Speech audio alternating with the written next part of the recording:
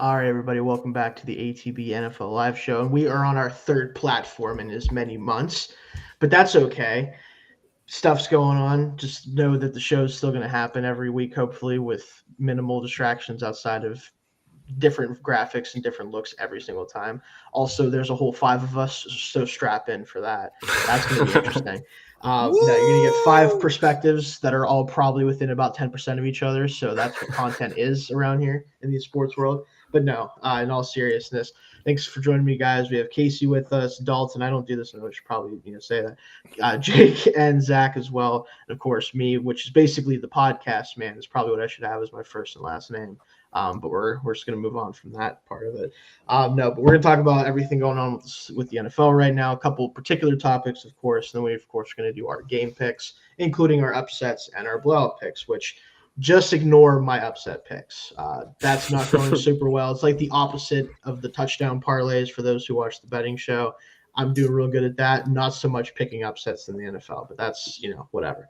But before we get started, any gripes, any interesting things from Thursday night? I know I don't have anything super interesting to talk about from that game, except for the fact that the Broncos managed to be bad but still win by 30 points almost. I still don't think the Broncos are good.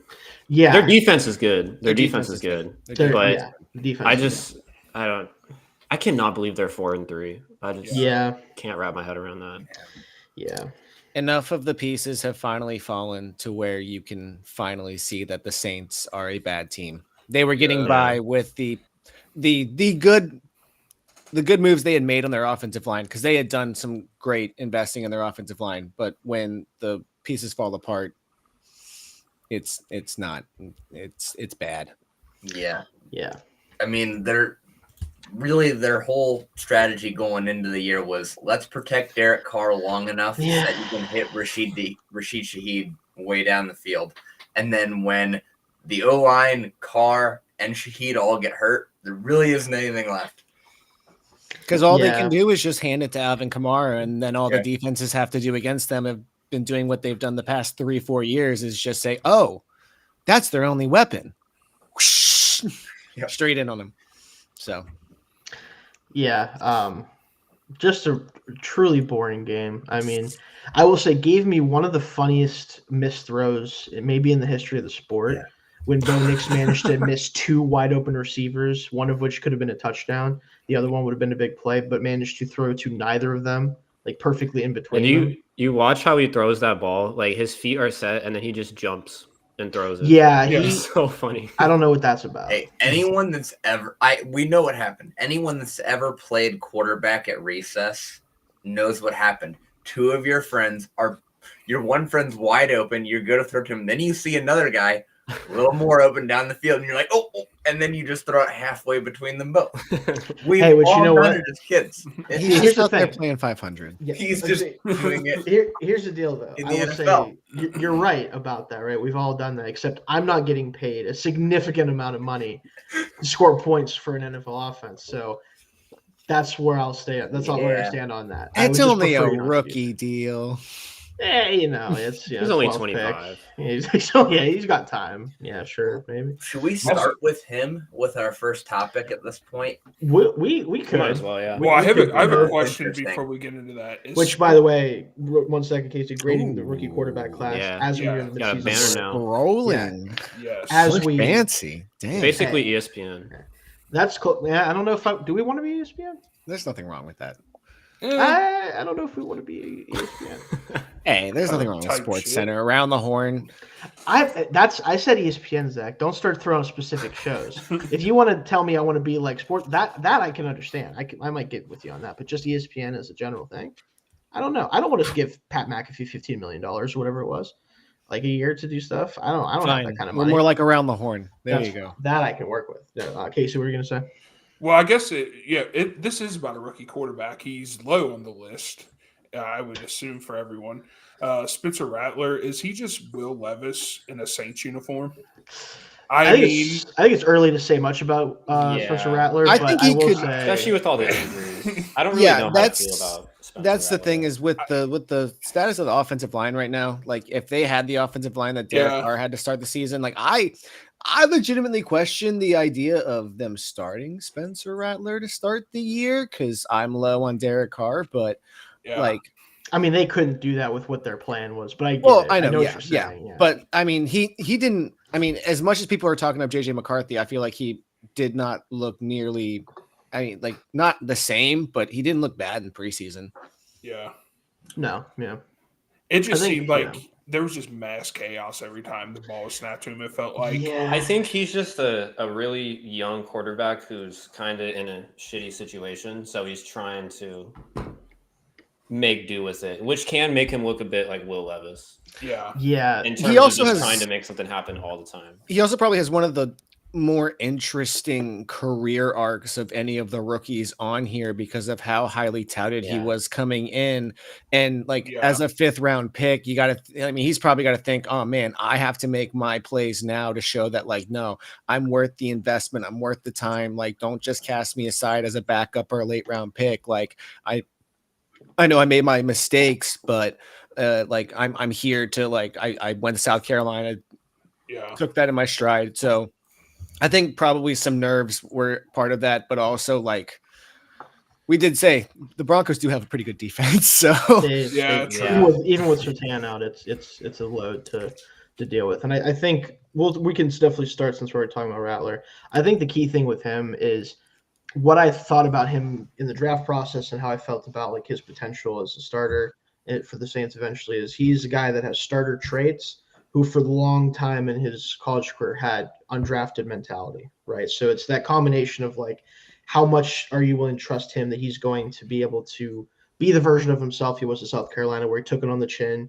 He was a good player for them. He handled pressure about as well as you could, considering he was getting pressured like 40% of the time during his South Carolina career. Like he showed a lot of toughness mentally, physically, and I think that is what you want to see from him in this really rough situation because it's kind of the same type of thing where it's like you're getting shoved out there because the starter's hurt, the offensive line is banged up, the receiver, your best receiver is Bub Means, perhaps, maybe that was healthy in this game. No offense to Bub Means, Pittsburgh guy, whatever. Point is this is not an ideal situation to evaluate Spencer Rattler outside of like, can he show you some flashes of the talent that made him at one point considered a potential first round pick, right?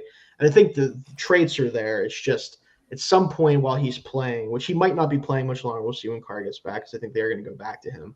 Especially trying to save their season. So, but realistically, if we get any more extended looks at him, it needs to, It needs to be for me to really judge it really super fairly. I think it has to be with some of these pieces back. Yeah.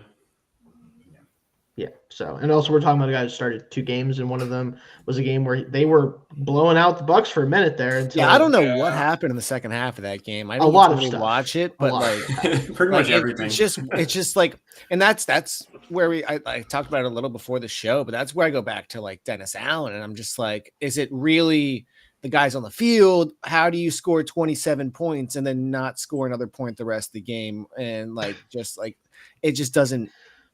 You were humming away.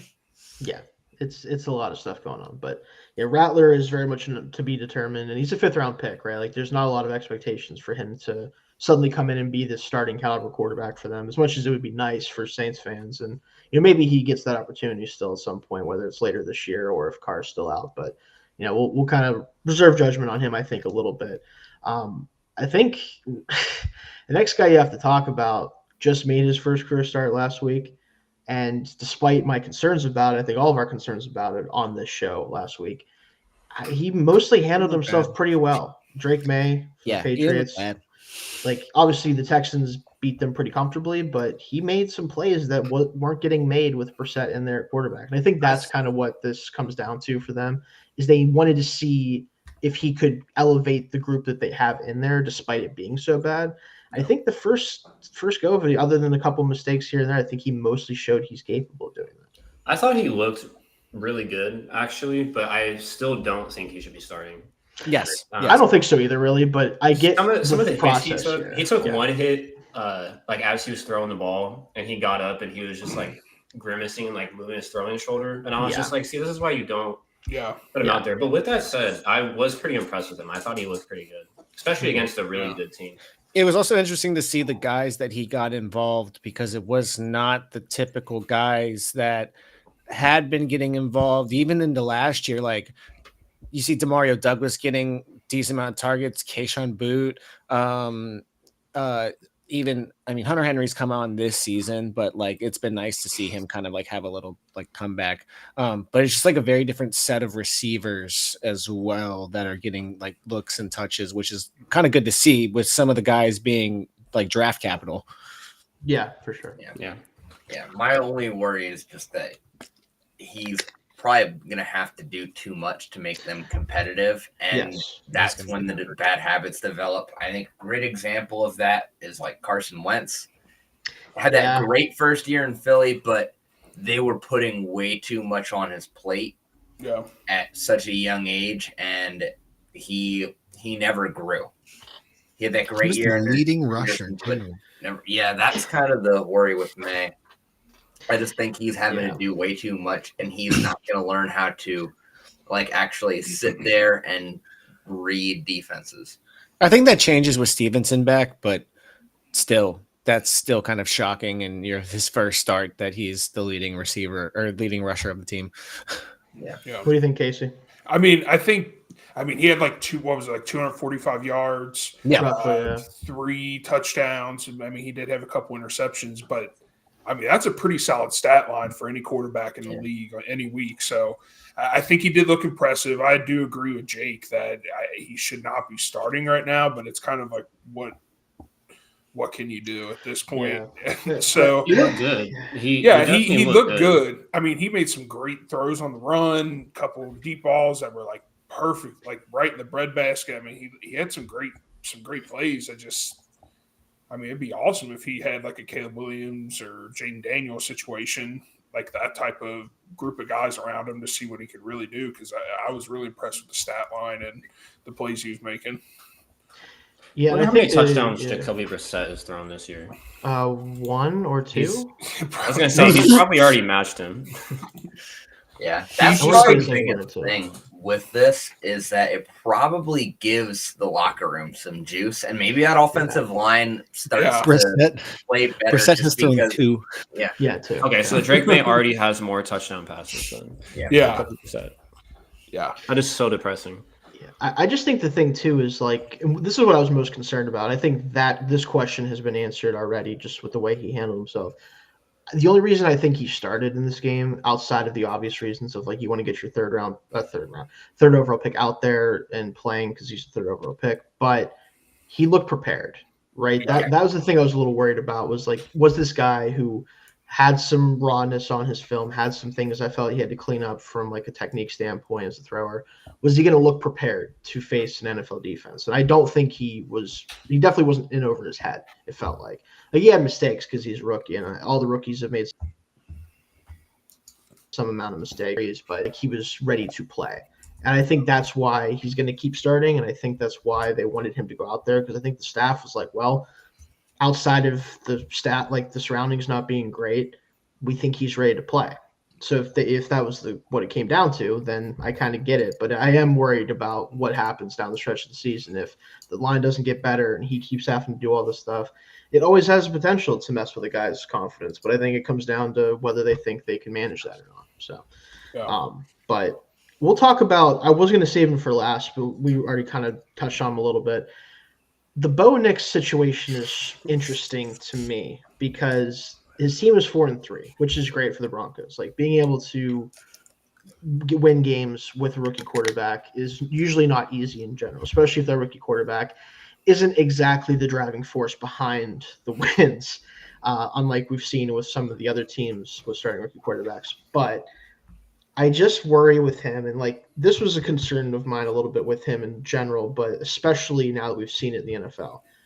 His ability in the short game, his ability with his legs, that was never really in question for me. And I think most people didn't really have questions about that. Looking at how the Oregon offense functioned, it was centered around those things because of how good he is at them.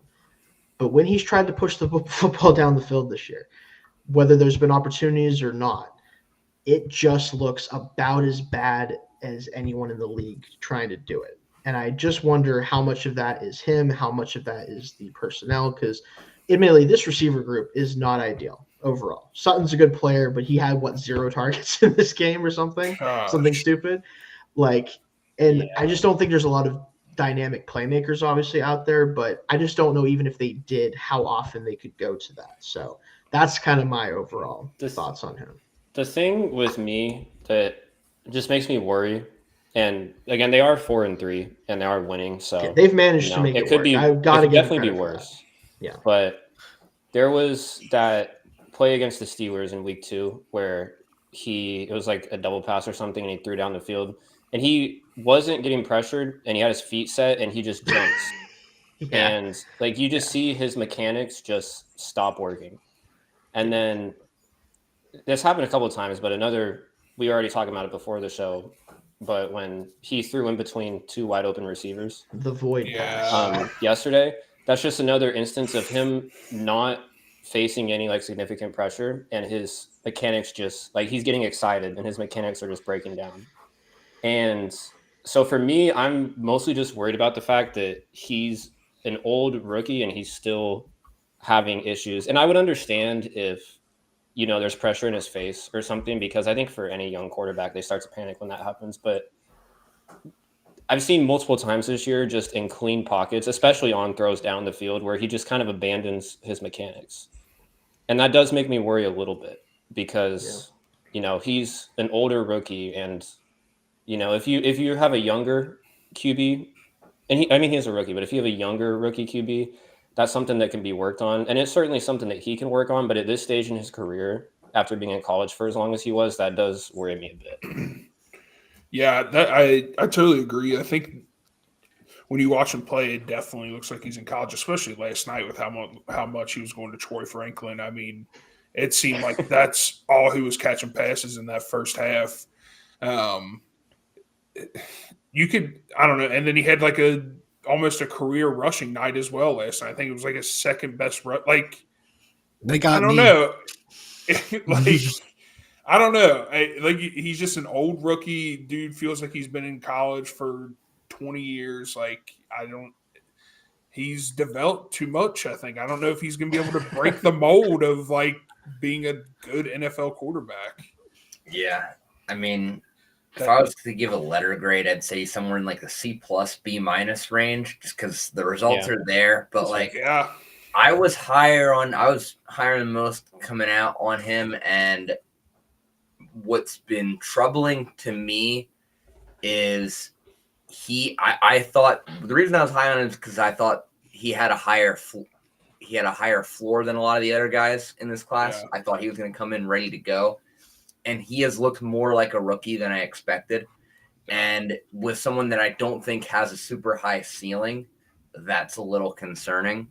But I do think, a lot of it is too, like, he is a guy that I think we've always known is only going to get you as far as the rest of your team is good. And the Broncos team is not very great, especially on the offensive side of the ball. Yeah. I do think they're probably not a 4-3 team with Russell Wilson at quarterback. I think 2-5 at best. Thanks for throwing that one out there. Well, okay. So excited. So Dalton's kind of like jumping on a excited. point that I was going to make, because I was going to expand on Shane's point that they are 4-3. Yep. But again, I don't. Are his mechanics sound? Does he look the best? No, but he's also able to make more of the plays that the team needs than Russell Wilson was able to last season. And with the defense they have, it's enough for them to get to a point where they're 4-3 and win some of those games that last year. I mean, the running joke last year was that, it's a Denver game, you take the under because the defense was just so suffocating. Well, I mean, the defense is still doing really, really well. If they're able to connect on a few more of those offensive drives and get points, even if it's a field goal and if it's multiple field goal drives, it's working. Now, does that mean if somehow by some ungodly chance they fumbled their way into a low postseason, like the 7 seed somehow with like wins, surprising wins, they couldn't. There's a chance they could.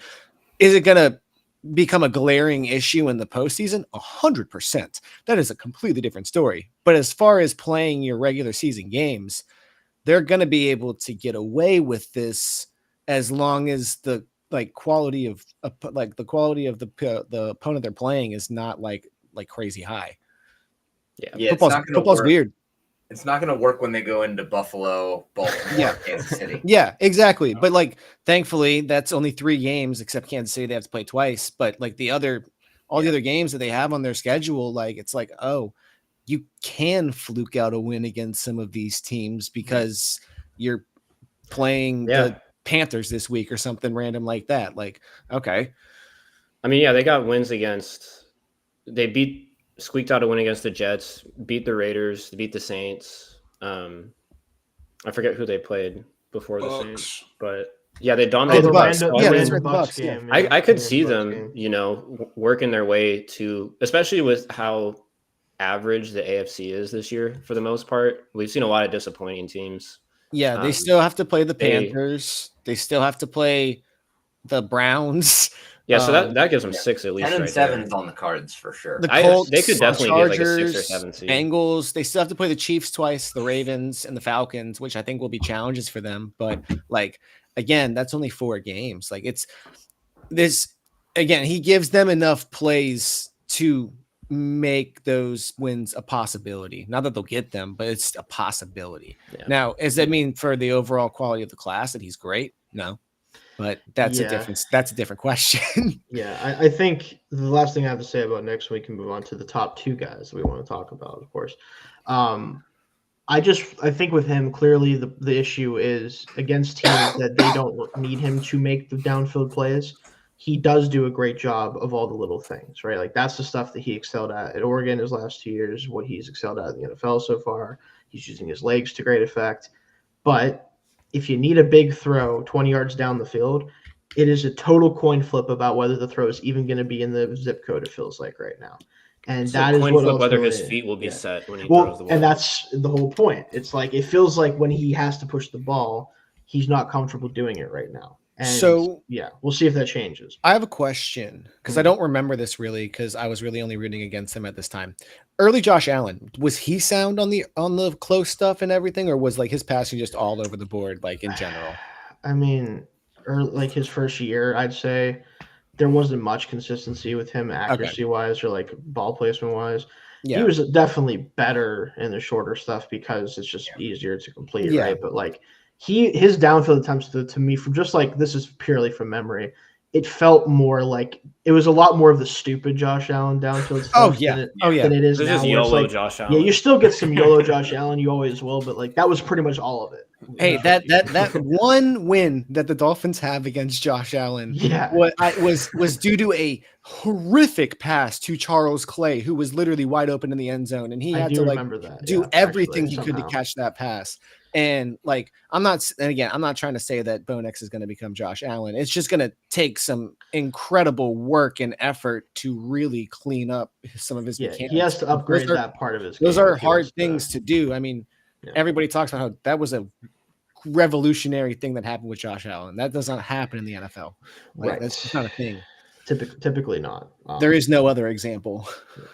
Let's jump to I think we should start with Caleb Williams in this case because as well as he's played in the last couple games, the last guy we need to talk about is kind of still, in my opinion, especially the cream of the crop of this rookie class so far through 6 games. But Caleb Williams really turned it on the last couple weeks. And it's not so much that the first few weeks that I thought he was a part of the problem that often. It was more so like the offensive structure didn't seem like they wanted to trust him to do much of anything, which again, rookie quarterback, sometimes that's smart, but I think in a lot of cases it's not. Especially if the guy is ready to take on the responsibility of handling protections, of changing plays, of moving stuff around. And I think Williams has shown the last 2 weeks that he is. Maybe he wasn't the first couple of weeks. Maybe that's a new development. But he has certainly turned it on. Again, not the best competition they faced this year, I will admit that. But anytime a rookie quarterback can play at the level he has the past 2 weeks, like things are starting to work. Despite Shane Waldron still pissing me off a lot, frankly. Just don't love a lot of his scheming. But I think it's working now fully. And a part of that is DeAndre Swift finally isn't the worst player in the sport at running back the last few weeks. Also, that helps a whole lot, admittedly. It's disappointing because that means Khalil Herbert doesn't get Khalil just keeps hanging out on the bench. But, like Williams really impressed the past couple of weeks, and I think we're going to see that trajectory kind of keep going, at least personally. I don't know about their season. They have some rough games coming up down the stretch, but I think his level of play should just continue to kind of even out and be at a good spot. Yeah, I like what they're doing with him. I think he shouldn't be trying to be developed. Like, he shouldn't be trying to like carry this team to a wild card seed this year. It's just develop, learn how to play at this level. And I think he's doing that. I mean, yeah, it's not Jaden Daniels, but I mean, he's having a very solid B plus A minus rookie year.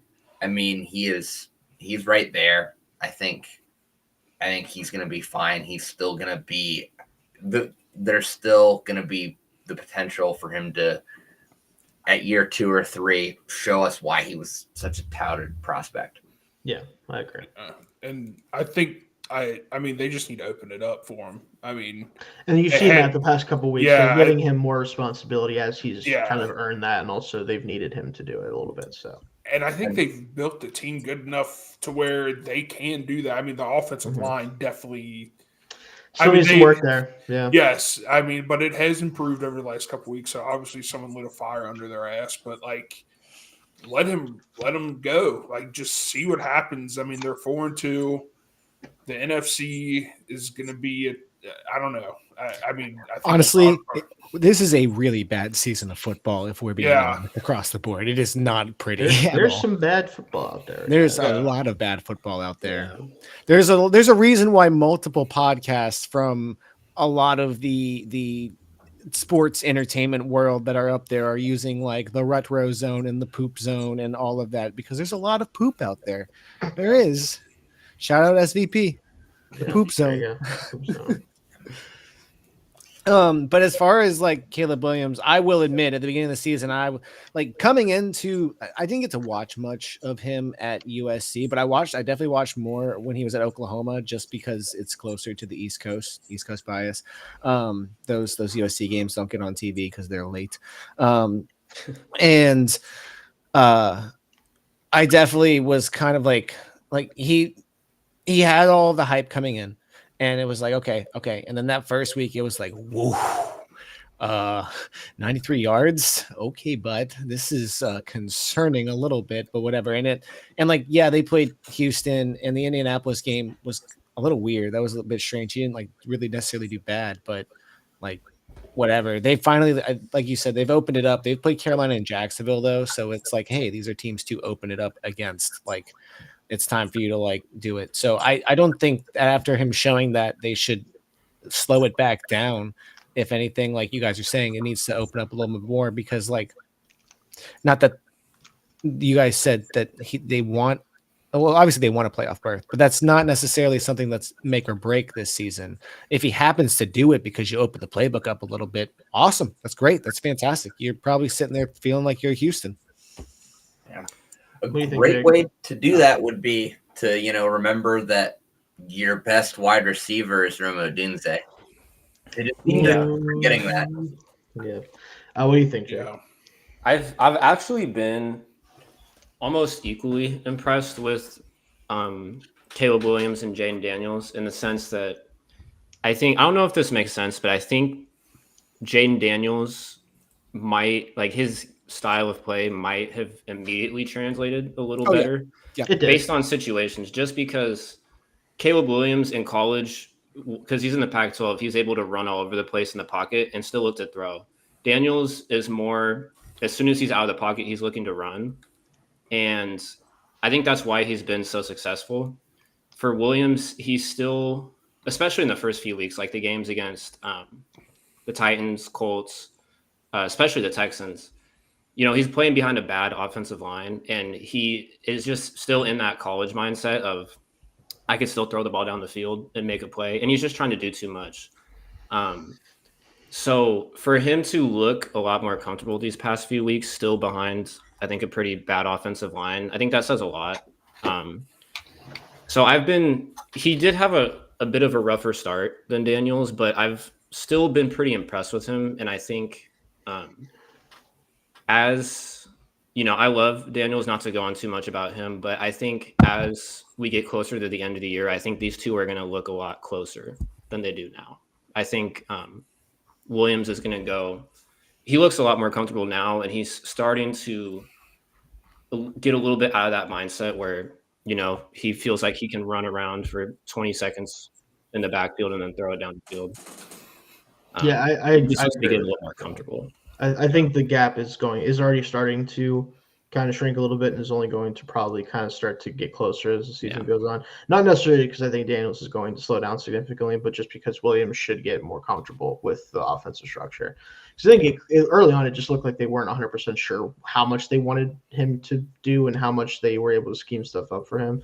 Now that they've kind of settled into a balance of that, I think that he should be able to keep just continuing to stack good performances on top of each other.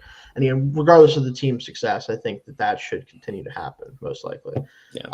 But yeah, I have to talk about Jaden Daniels though. Like, this is the rookie of the year currently. I think he has the inside track, even if Williams does start to play better and start to kind of shrink that gap a little bit.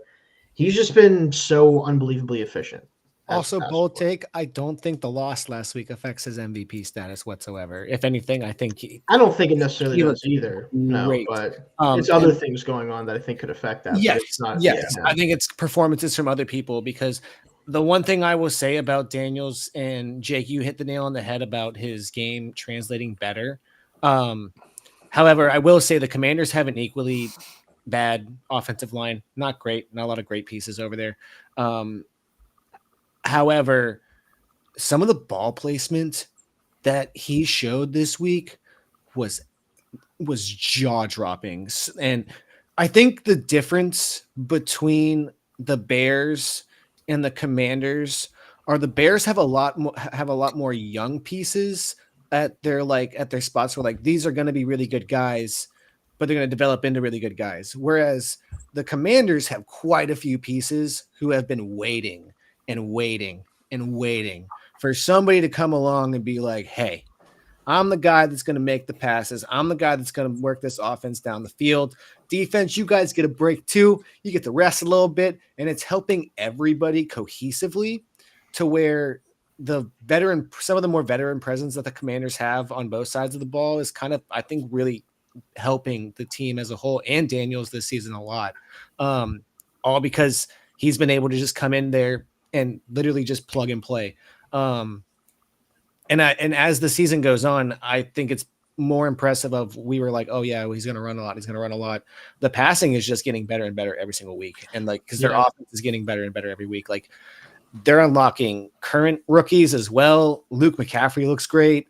Sinnott is going to start to come along as he starts getting more snaps and all that. It's just incredible to see what is happening in Washington. And while Williams, I do agree with you guys, is going to start getting better, I just don't know if Daniels is going to slow down because of the way that they haven't played a single divisional game yet. They still play the Giants. So they won that one. So I don't think it's that crazy out of the realm of a stretch unless the Eagles fire Nick Sirianni and put somebody serious at head coach, that they could have an opportunity to sweep the NFC East, which would be astounding had you looked at me at the start of the season. Yeah, what I wanted to touch on real quick before I obviously want to get everybody's thoughts on Daniels this season, but the efficiency that he's thrown with the football with is really what has impressed me the most, because I liked him as a passer a lot in a lot of ways. The thing I was worried about with him was over the middle of the field stuff just didn't really exist at LSU, and I didn't know how much of it was him turning it down, how much of it was them not needing to do it because you have those receivers. It was a lot of slot fades. Let's be real about it. A lot of slot fades. Now, again, if I had Malik Neighbors, Ryan Thomas Jr., would I also run slot fades on college corners? Probably. Yeah. But now he has Terry McLaurin. Yeah, he's still doing great stuff down the field. But the efficiency he's thrown with the short game to the middle of the field, even down the field, his deep ball looks just as good as we expected it to look. That's been what's made him so dynamic, is that you can't just sell out against him trying to scramble and try to take it. He will make you pay if you do that as a passer. And if he keeps doing that at the level he's done, not only is he going to be the rookie of the year, regardless of what Williams does the rest of the year, like you were saying, Zach, this could be not just a division-winning team, but a team that has a pretty high seed in the NFC playoffs because of the division they play in. They could easily go 5-1, maybe not 6-0, but that's something that's totally on the table with the way the other teams in the division are playing. So, but Yeah. Any other thoughts there, guys? Yeah, I mean, Daniels? the thing that stood out to me the most is the way he's protected himself. Yes, he's And been then, much less of a bowling ball Yeah. down the lane with no guardrails on. He's getting the ball out real quick, and he's making good decisions. When he does take off and run, he's getting out of bounds or getting down. He's not getting absolutely clobbered at the line of scrimmage anymore. Yeah, no Looney Tunes animations happening in the middle of the field anymore. Yeah. And like for me, that was always my biggest concern with him coming out was him getting hurt. And he's doing a much better job than I expected protecting himself. Yeah. I mean, he's got like 300 plus rushing yards, I think he leads the whole league in completion percentage. I have to assume he does. Yeah, So he had it's the like record in September ever, period, for anybody. So yeah, it's just fun to watch him and Scary Terry every Sunday. Got to feel good for Terry McLaurin, guys. Yeah. Got to feel good for him. Got to shout out to Diami Brown. Been really good for them. I was a big fan of him coming out of North Carolina. Certainly I helping drafted him in a out a dynasty. little bit. Oh, did you? There you go. I've had a lot of weird Good pickup. like targets in my dynasty leagues from the past couple years. Like I have actually started Malik Willis this season, and like that's not what I intended to happen with Malik Willis, but It's probably all right considering the way you play it. But no, I had no other option. Yeah. Also, I got to say we have to. I think we all, as a football community, have to apologize, at least for now, to Cliff Kingsbury a little bit. Yep. Because that offensive play calling has been excellent in the run game, especially too. Like, you guys see the flea flicker back to like the screen. Yeah, that play needs to be in everybody's playbook because that's so. I love that because it's like it does all the flea flicker cool stuff, but makes it a high percentage play, and just messes with defenses really bad. Like it's very funny. I do like that a lot. So yeah, I appreciated that one. But yeah, got to give him his flowers here. But spend enough time talking about rookie quarterbacks. Let's talk about another quarterback class that a little bit more experienced and has a couple MVPs thanks to one Lamar Jackson to their name. 2018 quarterback class seems. Let me throw it back up. Seems poised to add another MVP award. You can't count out. What is it? XFL or AFL? I want to say it's USFL 2-time champion and MVP Alex Magoo. You know what? Is that good for you that you're following Alex Magoo's career? I'm pretty sure I know who that is. He was in the 2018 draft class, 7th pick or 7th round, 220. I want to say he was from an FCS school. Is that right? That I could not tell you. I'm not even going to lie to you. FIU. Oh, was it FIU? Okay. I'm not even going to lie to you. I never heard that name. You don't have to worry about it, Casey. He played for the Birmingham Stallions. Also, I believe was a Seattle Seahawk briefly, if I'm not mistaken. Yes. Which again, why do I know that? Don't ask me. I don't. He was drafted by the Seahawks. Anyway, point is, 2018 quarterback class seems poised to add another MVP award. But which one of them is kind of the question? Because there's 3 guys who all are hovering in that. Yeah, Mason. No, hovering around that territory right now. Of course, Lamar Jackson, already a 2-time winner, could easily be considered the favorite right now, depending on who you ask. Josh Allen right up there as well. Adding Amari Cooper could help his numbers, especially, and also could help the Bills win games. Baker Mayfield, outside of a couple weird interceptions here or there, has been pretty phenomenal for the most part for the Bucs. And even Sam Darnold is hanging around with the Vikings now, which not coming off his best game. He has a bye week to kind of reset. But his level of play the first 3 weeks especially was phenomenal. So this 2018 class, because of the revival of 2 of those guys, is looking better and better seemingly every year and every week. So I thought we should talk about kind of how they're doing right now. Can we just give the MVP trophy to the 2018 QB draft class? I mean, it's going to probably end up happening. Just as a whole. I love that class has really started to turn it on in 2024. Yeah. That's just I love that. It's really cool. I think it goes back to the idea that instant starting is not the best case scenario for a lot of quarterbacks coming out of college. You have your glaring examples that are your glaring exceptions that stick out, but for the most part, most guys could use was sitting a year or 2 and like learning the playbook, learning the pace of play. Now, there is no better practice than taking live snaps in the NFL because there's no other way to simulate the NFL game. But that's where you go back to, like we talked about with like guys like Drake May, like what's the price going to be if all of a sudden he gets absolutely blasted with a somewhat long-term injury, and now you're stuck with, oh, we want to see what he was, but he got hurt when we tried to do it because we just don't have that good of talent on the team. So, Yeah, I mean, Baker Mayfield, he went to a franchise that was trying to completely change the course of its history. And like he did, but how long could that actually hold up? Freddie Kitchens got a job off of him, didn't he? He was head coach for a year, Yeah. and that didn't go so well, Yeah. unfortunately for him. Yeah. But So, I mean, like some of it is not cooking. the situation. I mean, like we talk about Lamar and Josh Allen, but they probably both got set up in the best situations of that class for being. Allen just also, to me, just could not mess. You could not mess him up because he simply does not give a fuck and never has and never will. Well, on the field, he just is like, yeah, man, whatever. Just and like, that I don't first think he could have season done that. was so glaring, and with what had happened with the Bills the couple seasons beforehand, they were like, look, we invested the capital.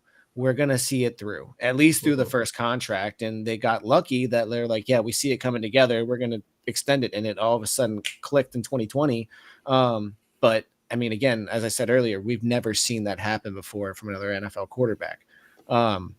But I mean, they also got set up in two scenarios that benefited a rookie quarterback the best. It can't be the same. Can't say the same for Darnold, Mayfield.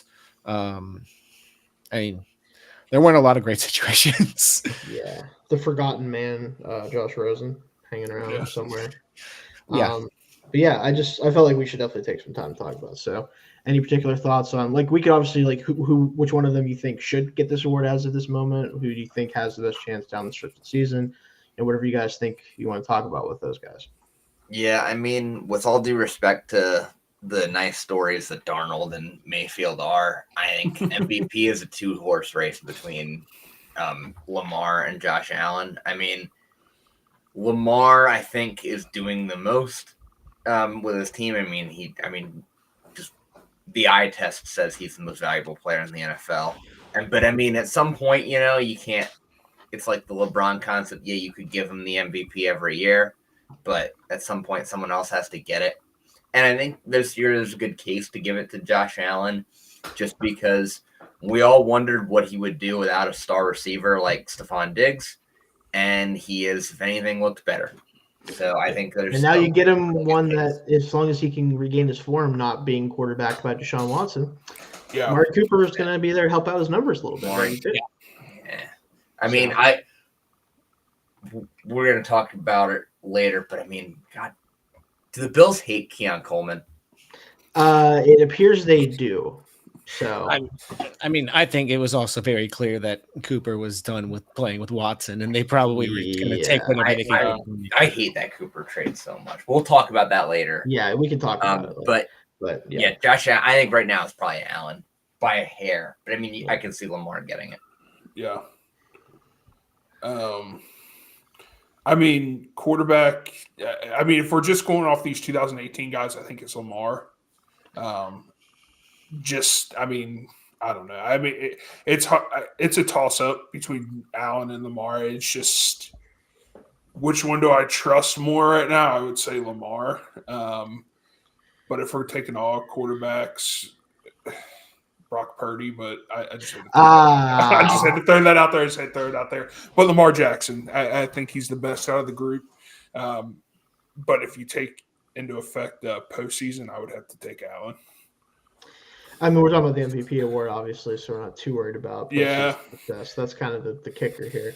But I will say, like, to your point, Dalton, because I want to see what you guys also think, but I think the Lamar thing, as far as, like, not giving him another MVP because of that, like, oh, we already gave it to him so many times.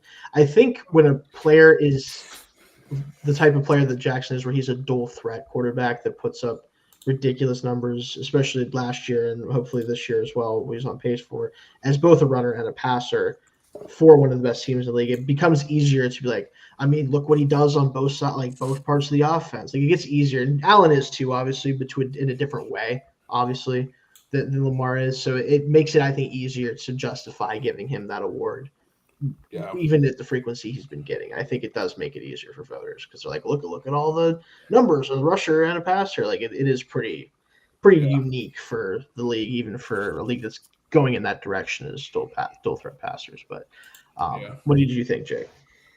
I don't necessarily think it's a 2-horse race. I think Baker Mayfield has a much bigger chance to win the award than I think he's been getting.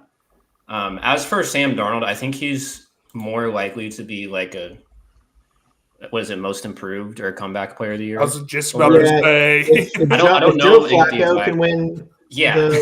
Well, yeah, but didn't they make that clarification after they voted Flacco that it's supposed to be something else and it's not supposed to be based off of like whatever? They made some statement after all that. It was stupid. Yeah.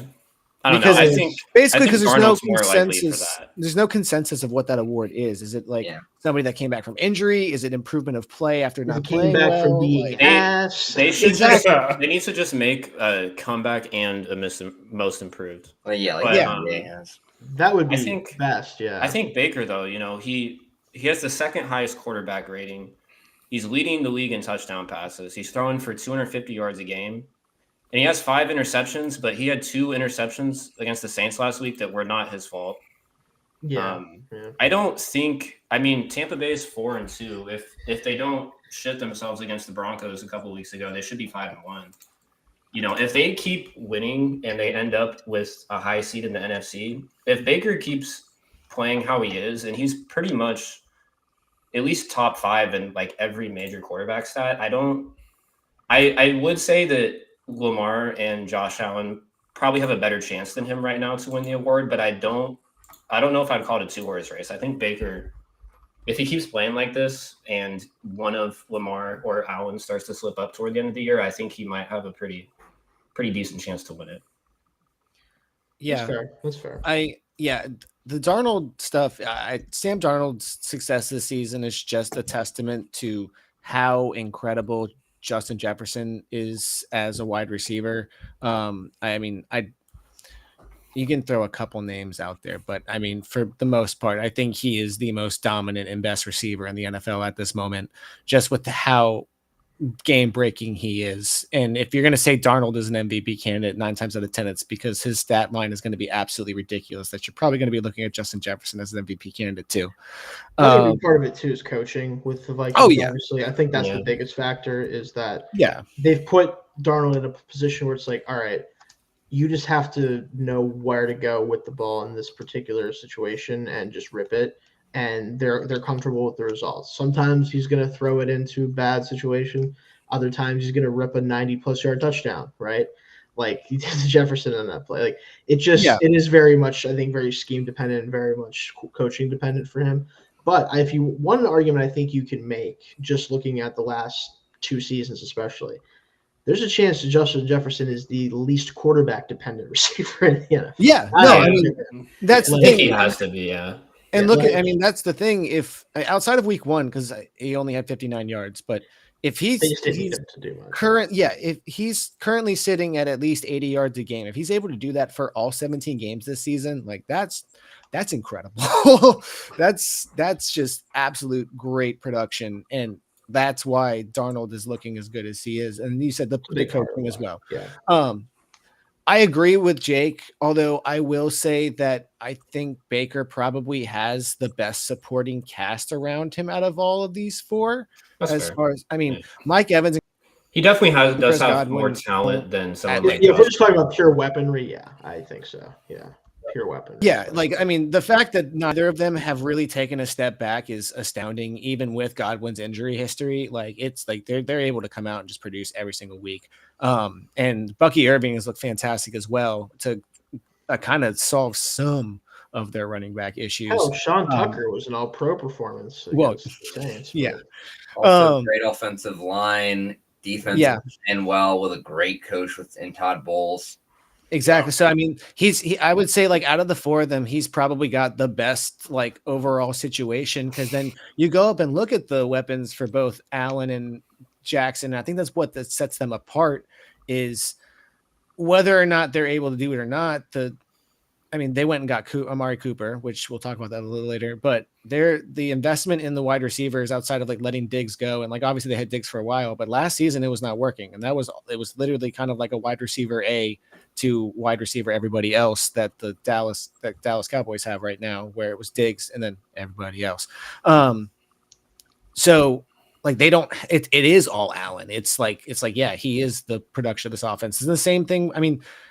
You have Mark Andrews, who's slipped off this season. Isaiah Likely's throw like, 2 more tight ends in there though that can play. Oh yeah, why not? I mean, but like it's not like they have guys that you're looking like, oh, these are all pro team, like first team, second team, all pros. Like it's all Allen and Jackson that's propelling the offense outside of Derrick Henry. That's been very nice for them this season, but it just makes them that much more like volatile because. Late in the third quarter, you're sitting there waiting to like run this game out. All of a sudden, oh shit, Derrick Henry just busted off a 60-yard run. What are we going to do? Like, it's been game breaking for them. So I don't necessarily feel, I think it's taken pressure off of Jackson's back to where he's able to do more for them, which is why, I mean, even to this point, the Ravens look like the best team in the AFC. I mean, there's not many other options outside to where I'm sitting there like, yeah, no, they beat a hot Washington team. So I can see Jackson pulling it off. And whether it is because like people, I mean, if they're the best player, they should get it. They should get the award. It shouldn't matter if they've already gotten it or not. I mean, shouldn't. Yes, it shouldn't. And I get that. But I mean, if it's truly the fact that if you took this guy off the team and we look at the Ravens, they're built around Lamar Jackson. If you put anybody else in that team, it's going to be hard to replicate those results. We've seen what happens when he's been hurt. Now, not that Tyler Huntley is anything special. I don't have to tell you that. Yeah, exactly. I don't have to tell you that, Zach. But he didn't win a whole lot of games when Lamar was out. I think my last thing I'll say on this, because I want to get to our next point here, because I think it's an interesting one. My MVP would be Lamar, and it's mostly because I think what Todd Monken and him have been able to do this year is you saw last year they developed a much more like spread, like modern passing game with Lamar, right? And he showed off what to me might be the best pocket presence in the sport currently. Like that's his secret superpower that I think people don't look at him and think about as much with him is his ability to manipulate the pocket with his athleticism and make plays down the field off of that to make to find time to do those things without even running with the football is to me it's his biggest weapon right now as a passer, right? He's married that with a ground game and an offense in terms of like formationally that mirrors what they did under Greg Roman. A lot of 2 tight ends, a lot of 2 tight ends fullback, a lot of 2 running backs. Like he's taken the bigger packages and put them in with a quarterback that is now completely in control of the passing game. And it's turning them into the best version of themselves that they've been with Lamar, in my opinion. And I think I have to give the coaching staff a lot of credit, but also Lamar a lot of credit for developing to this point, right? Where like now it's like, okay, great. You want to try to stop the passing game? Derrick Henry's behind me. Good luck with that. Oh, you loading up against the run? I can throw the ball with 4 tight ends on the field if I want to and still gash you for 30 yards because I'm just able to do that. Like it just doesn't really matter what you throw at them. They have an answer for it, where in the past they didn't really have an answer for it. So but let's move to – I want to talk about the Lions because unfortunately, as great as they've been this year, they do have a big hiccup they have to deal with. But I asked the question, even without Hutchinson, with what we've seen from the Lions, are they the best team in the league? Because I think that they could be even without him. And I have a reason for why I feel that way, but I want to get everyone else's thoughts on this first, I think. I would very much like to see their defensive performance this week against Minnesota before I answer that question. Which is fair. I get that. Because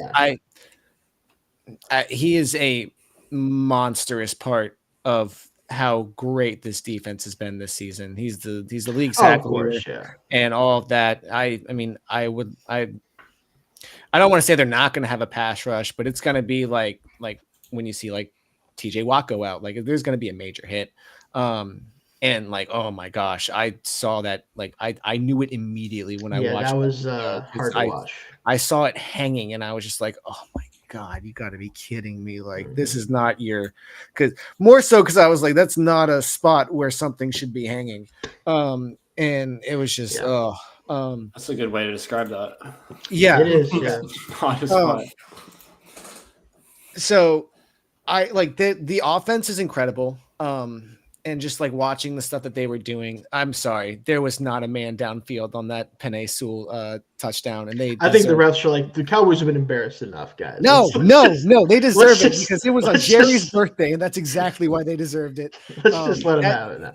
I mean, it was great. I want to say they are, but like I said, I just need to see what the overall effects are of him being out, because it's not even just going to be for the just on the pass rush. It's going to affect the secondary. It's going to affect the pass coverage, all of that. So it's going to be a little depending on how they respond to it, which they responded well against Dallas, but that's not quite the same challenge as some other teams.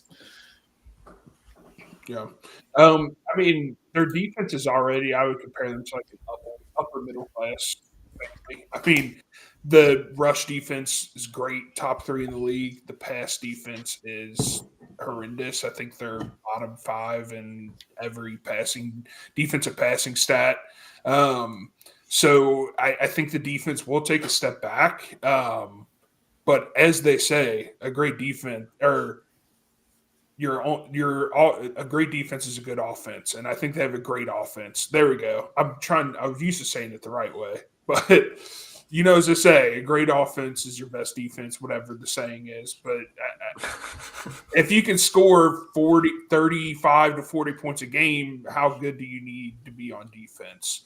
I mean, I guess you can ask the Bengals that, but I think their offense is a little bit more grounded than Cincinnati's, and so I think they'll still continue on. I don't know if they'll be the best team in the NFC, but I think they're still a top 3. Yeah, in terms of the NFC, I think they are. I kind of agree with Zach, though. I would like to see how they play against Minnesota with no Aiden Hutchinson, but if we're talking the NFL as a whole, I would probably take the Texans, Ravens, maybe Chiefs over the Lions. But I think in terms of the NFC, I would say the Lions are the best. That's what I meant, the league, not the NFC. Sorry. Well, I mean, I would say even with I think the only issue for San Francisco is injuries. I would, even with Brock Purdy, the Niners are up there too. I mean, I'd say it's a toss up, and that's where, I mean, if the defense takes a major step back to where it's a glaring problem and it's going to be, oh, hey, we need the offense to score that many points. If they come up against a stout defense, that could run into an issue. And that's where, I mean, look, even without some of the weapons, the Niners are firing on both sides. So, like, it's a toss-up for me for them. But as far as the league, yeah, there's a couple of AFC teams that I'm still like, ooh, they still just have the edge by this much. Go ahead, Dalton. So I don't even with Aiden Hutchinson, I don't think they're one of the best team. I don't think they're the best team in the league. I don't know if they're top 3. And quite frankly, it really just comes down to the quarterback position. I know Jared Goff is playing the best football of his career. He's still not Lamar Jackson or Josh Allen. And at the end of the day, I think the rest of their rosters are comparable enough that that's the difference. And I don't know if – I mean, we saw the last time Jared Goff played in the Super Bowl. I think he's a better quarterback than he is now. Or he's a better quarterback now than he was then by a lot. I still don't think he is a guy that can win you a championship in this day and age, just because right now I think it's showing that you need elite quarterback play to win a Super Bowl. So, yeah, I definitely get that part of it, Dalton. Like, Goff, his ceiling is only so high, right? I think his ability to mitigate pressure throughout his career has been his biggest problem. And we did just see him have by far the greatest game of his career against pressure. He had like 178 yards and 2 touchdowns while under pressure in the Cowboys game. But again, I think the reason why I asked this question to begin with is I've spent some time thinking about how would, assuming the offense is healthy, right, is where it's at right now. I spent a lot of time thinking, how would I go about attacking this team? and I couldn't come up with a solution that made sense to me that could actually mitigate a lot of the problems they give you. When you have an offensive line playing at the level they're playing at, when you have 2 running backs who are playing at a Pro Bowl level, if not better than that in times, and a quarterback that seems to have all the answers to the test because of his offensive coordinator, it's really hard to deal with that for a defense unless you are one of the very best defenses in the sport.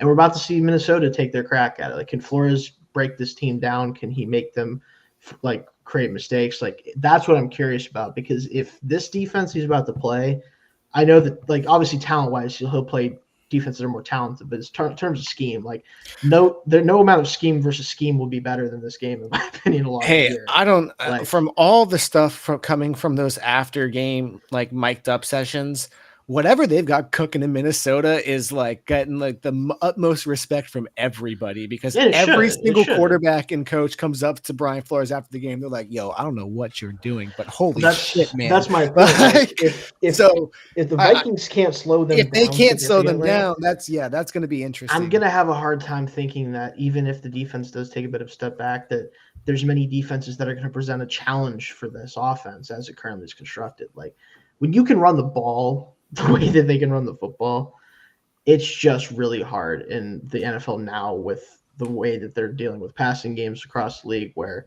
it's becoming harder to create chunk plays offensively, even against a defense that's going to be missing Hutchinson. It makes me wonder, like, did they kind of, at least for this season, kind of crack the code a little bit against defenses, because they can attack you in every way possible, except for pretty much the quarterback run game and extension in some cases. But if Goff can keep making good decisions under pressure like he's been this year for the most part, I don't know how much that's going to matter ultimately. So we just saw this team almost go to the Super Bowl last year with a team that to me wasn't even quite running as well as they are running right now. So, and I also think that part of this, and we like people say that it's because of coaching. However, I'm going to say it's a different because of coaching. Dan Campbell has such a unique, like, not personality, but like aura, really, that I think he just commands the respect of every single person on that team, on that football team, no matter where they are on the roster spot, no matter if they're a backup, no matter if they're a starter, no matter if they're getting time, no matter if they're not. That you see dudes that have been in the league for forever, had multiple stops, haven't really amounted to much. They're playing their ass off for Dan Campbell, because they're like, I believe everything that this franchise is saying to me every single day that I come into work. I want to give you my like, I think of dudes like Khalif Raymond. Like, he's been in multiple stops and he's playing like a wide receiver 3, low key wide receiver 2 at sometimes. And I'm like, where's this been this your whole life? And all I could think of is the amount of respect that they all have for the guy that leads them every day. That, like, it's like, we talk about scheme and talk about like coaching decisions, but like even just his personality is such a, like, he is ingrained of having the respect of everybody there, that everybody's just super like ready to go every single time. Like I've never seen it. They never give up. Even if they're losing, they never give up. Like, nothing like that. It's always just like 100% all the time. And that's invaluable. Dan Campbell is the Bill Belichick of Antonio Pierce's. Yes. Yes. Like, I don't know if that makes sense. Players coach. The ultimate players coach. That's awesome. No, I think the last thing I want to mention is, like, even I, the one who proposed this in the first place, I do still think I'd probably take like the Ravens and some other team. Like, I do think that, but I think the fact that I feel comfortable even asking this question is enough for me to be like, all right, this Lions team is got something going. Crazy that we're sitting here talking about the Detroit Lions like this. Like, growing up, I never would have thought, like, oh man, Lions are like perennial Super Bowl contenders. What? Like, look at what they've done. Yeah, gotta give them a lot of incredible credit. But I don't know if there's anything else you guys want to bring up. I know something that Casey brought up earlier that Dalton and Jake do not want to talk about. We can talk about it. That's okay. But other than that, we don't have a whole lot of us we could do before we do game picks. But anything you guys want to throw out there? We can talk about it if you want, Casey. I mean, I think the 2 questions go together that are like right next to each other. I was about to say, I mean, this team is definitely in need of this guy, and could he be gone? Max Crosby, what's going on? I don't Look, What is happening? do I think Max Crosby will get traded? No. Would I say it's impossible that he would get traded? No. It's not 0%. Because at this point, I think the Raiders probably lose this week. And once you hit 2-5 with a brutal back half of the schedule that they have, I think there comes a point where Tom Telesco is sitting there, and I don't think they would trade Crosby, but if some team wants to load the Raiders up on draft picks, it's not out of the question. I wouldn't say. I can, especially after trading Adams, I can understand there being speculation because Crosby has said that he does not want to leave. But based on the fact that you just traded like one of your franchise players, I can understand you're 2-4. I can understand the speculation, and I wouldn't say it's a 0% chance, but I still don't think it's likely. Yeah, and there's a sucker born every day. So there's a GM out there that would be willing to dump off their future picks for Max Crosby. Look, if you get a big enough haul, I might even be, I don't think it's a good idea right now to trade him, but if some team comes calling with like a massive draft haul for a Raiders team that's going to be rebuilding probably after this year, it wouldn't be the worst thing in the world, Yeah, I mean, I would. Depends. Yeah. If anything, I think this is the biggest lesson for Crosby of counting his chickens before they hatched, of like just vouching for Antonio Pierce and then being like, saying I'm going to ask for a trade if you don't hire Antonio Pierce, and then this is how it goes. And then this is how it goes. And he's just like, shit. Like, I can't come out and be like, hey, yo, fuck this dude because I vouched for him. I'm the one that wanted to hire. So, like, how do you get that anger out? The biggest reason that Pierce got hired. I think Pierce might have gotten hired anyways, but once Crosby basically said, I want to be traded if you don't hire Pierce, that kind of sealed the deal. And it's slightly problematic because you don't want to have your GM in a position where your players can give you ultimatums of making a hire for the coaching staff. It's like, that's not a good look. While I get it, what happened last year and the way that Pierce came in and like was a great rally for the team. If that were the case, then man, wouldn't they have given the job to Bisaccia a couple years ago? Like, if that's what this is. That's a whole nother discussion, my friend. This is Mark Davis trying to fix a mistake that he can't actually undo. Yeah. Bisaccia was actually ready to be a head coach. Also, that there was a really good staff in place there. I mean, also, like, you had the situation, which is the best scenario, is you have someone not John Gruden with John Gruden's playbook, because everyone that's ever called John Gruden's plays has always done more with his offense than Gruden himself. It was a great situation, and that's why Adams went there in the first place, because they were a playoff team, and then they proceeded to get rid of everyone that made them a playoff team, from the entire coaching staff to Carr to Jacobs.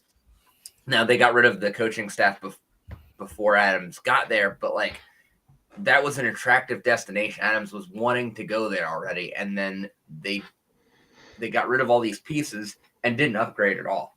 So now with Crosby, I think you're trying to figure out, because at this point it's clear the McDaniel-Ziegler situation. God, I cannot hate Josh McDaniels enough. I can't set them back. I mean, they went from being on the doorstep of contending to now it's a rebuild. And now you got to decide, is it a 1 or 2 year rebuild? Like, is it a situation where if you bring in a good quarterback that plays well, can you have a Commanders like turnaround real quick? Or is this a 2 to 3 year situation? And like what New England's in. And that's kind of the issue. I think if it's the latter, it's time to move Crosby while you can get the most for him. But I think Crosby, a guy like him, makes it so that I think if you get the right quarterback, you can rebuild this pretty quickly, because that defense still has a lot of promise, mostly because of him.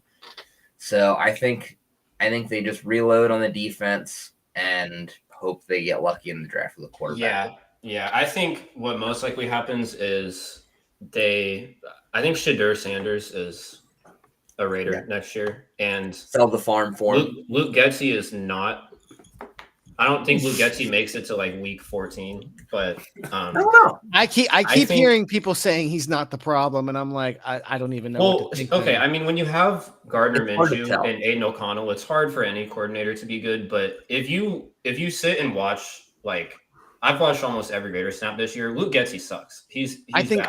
I think the bigger thing is you But- should watch the way that Justin Fields is playing with Pittsburgh as opposed to how he Hey, plays. not anymore, Zach. They benched his ass. All right. Well, I know, but you can still base his gameplay off the first 6 weeks. Don't even open your mouth about that, man. He needs Yeah. his time to chill. I think okay. I think they probably, yeah, I think they probably do keep Crosby though, and I think new QB, new play caller, and I think if they still suck next year, then maybe Crosby is on the trade block. But I don't know. I don't know. You with Mark Davis. I hope now that Tom Brady is a part owner that he has a little bit more say in these things, because with Mark Davis, he, like Dalton said, the whole Antonio Pierce hire is him trying to make right what he did wrong when he hired McDaniels over just keeping Bisaccia. And I mean, I think that's just a great example of that he doesn't know what he's doing when it comes to being in charge of football operations for a team. So as long as Davis has a say in the decision making, who really knows? This team could do anything, and it probably won't be smart. But If the Lions offered, if you guys were in the GM chair, right? If you told Tommy to listen, get the hell out of here. If you were in the GM chair, the Lions called you up, was like, hey, listen, man, you saw what Aiden's leg looks like. It's not great. We're gonna need some help this year. We'll give you 2 firsts and a player that's starting-ish caliber on the defense. Hendon to kinda Hooker. help that out. Yeah, sure, yeah.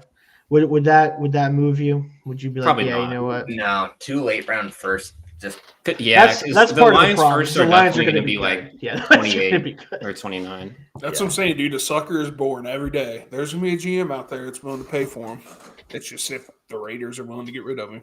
yeah, it's not. Hey, they could. Who was it?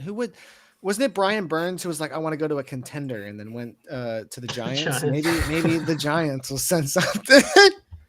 I would love for the Giants to do that. We'll I give did- you Daniel Jones. I did And want we'll to add, because Josh McDaniels was brought up, and I laughed thinking about this. Josh McDaniels was cursed by God after turning away from Tim Tebow to never have success as a as a head coach.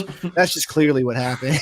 Clearly, yeah. Especially I Yeah. hate McDaniels so much. I don't It's think you guys incredible that understand. He took fucked up he took a 5 seed 10-7 team in the playoffs, a team that almost beat the Bengals in the playoffs, who went on to the Super Bowl that year. until Derek Carr, He by the way. had them go 6-11, and then I think 3-6 before he was fired or something like that. He literally set the team back, like, personally. And it He's gets a- worse when by a you couple factor years. in. It gets worse when you factor in that team made the playoffs with Derek Carr throwing the ball to Hunter Renfrow, Zay Jones, and Ryan Edwards. Then they added Devontae And Darren Waller Adams with like and one got leg. worse. made the playoffs because of your interim head coach, not because of, yeah. Fun Yeah. stuff out there in Vegas. McDaniels. McDaniels I missed think up the future is 2 bright, AFC West contenders. It's Here's my thing, frustrating too. looking back at what could have been, but next year it's gonna be either Shadir Sanders or Cam Ward. The Raiders are gonna suck, and they're gonna have a high pick, and it's Drew Aller, though. Don't even talk to me. Dog. Watch Cam Don't even talk Rising. to me. Dark horse And, and Drew Aller. Don't even talk to me. Cam Rising would be such a Raiders pick. That's what I'm They saying. trade back. Didn't They're Cam like, Rising oh, just yo. throw like 3 interceptions and be awful Well, at yeah, 29 he's years hurt, old out on the though. field? You don't really know what's going on with him. Come on. No, now. Cam He's Rising's gotta gonna be back healthy. in college next year. No, he said he's not going to take the red shirt. No, I guess Yeah, he's because retiring then. he has to find a job. Yeah, he wouldn't be able to play. He won't be at Utah next year. He's off his family's insurance now. He needs to Yeah. start paying the bills. It is officially Isaac Wilson season in Utah. Hey, you know what? There's always got to be a Wilson out there doing some crazy stuff. So we'll see. But no, I'll say before we get into our game picks, because there'll be some other things that pop up as we talk about games. But as much as I have my gripes with certain things that good old Tomlin does, watching other coaches around the league and hearing the name Josh McDaniels really just makes me feel better about myself, man. just The makes you Steelers feel had better. like 3 head coaches. Yeah, pretty much three that Pretty you much. would The know Raiders anything have about. probably Yeah. had like 15 since the year 2000. Yeah, somewhere as around there. bad as McDaniels was, Ziegler might have been a worse GM with those contracts. Like Yeah. somehow, The like Hunter Renfrow contract was a Hunter Renfro getting almost nothing for Darren Waller with that contract, and then getting nothing for Derek Carr. Say what you want about Derek Carr, but to have a quarterback of his caliber on your roster locked into a contract just nothing and not being able to get anything for him It's pretty funny. is It's pretty funny. I mean, I can attest to. I think the worst part for me is seeing how many of my interim head coaches have become somewhat quality head coaches. Hey, interim head coaches. We could have hired Dan Campbell. I really wanted them to. That's Wasn't true. he, I like, remember that. a big Coke guy back then, and that's kind of why he got ran out of. No, I thought that was Forrester. That was Yeah, there was that some was other different. Miami coach Yeah, that was wearing offensive fucking slamming lines. Apparently, No, Yeah, Campbell just- took over as the interim after Philbin, and Oh, fucking Joe Philbin's in the Oh, yeah, okay. yeah, Joe Jesus Philbin. Christ. I always remember there's a quote I will never forget seeing, and it was like watching Joey Phil. watching Joe Philbin's offense is like eating unsalted peanuts, and I was like, yes, That's awesome. Yes. That's a great explanation. Yeah. No, Joe Philbin, one of the guys in Antonio Pierce's ear now, love it.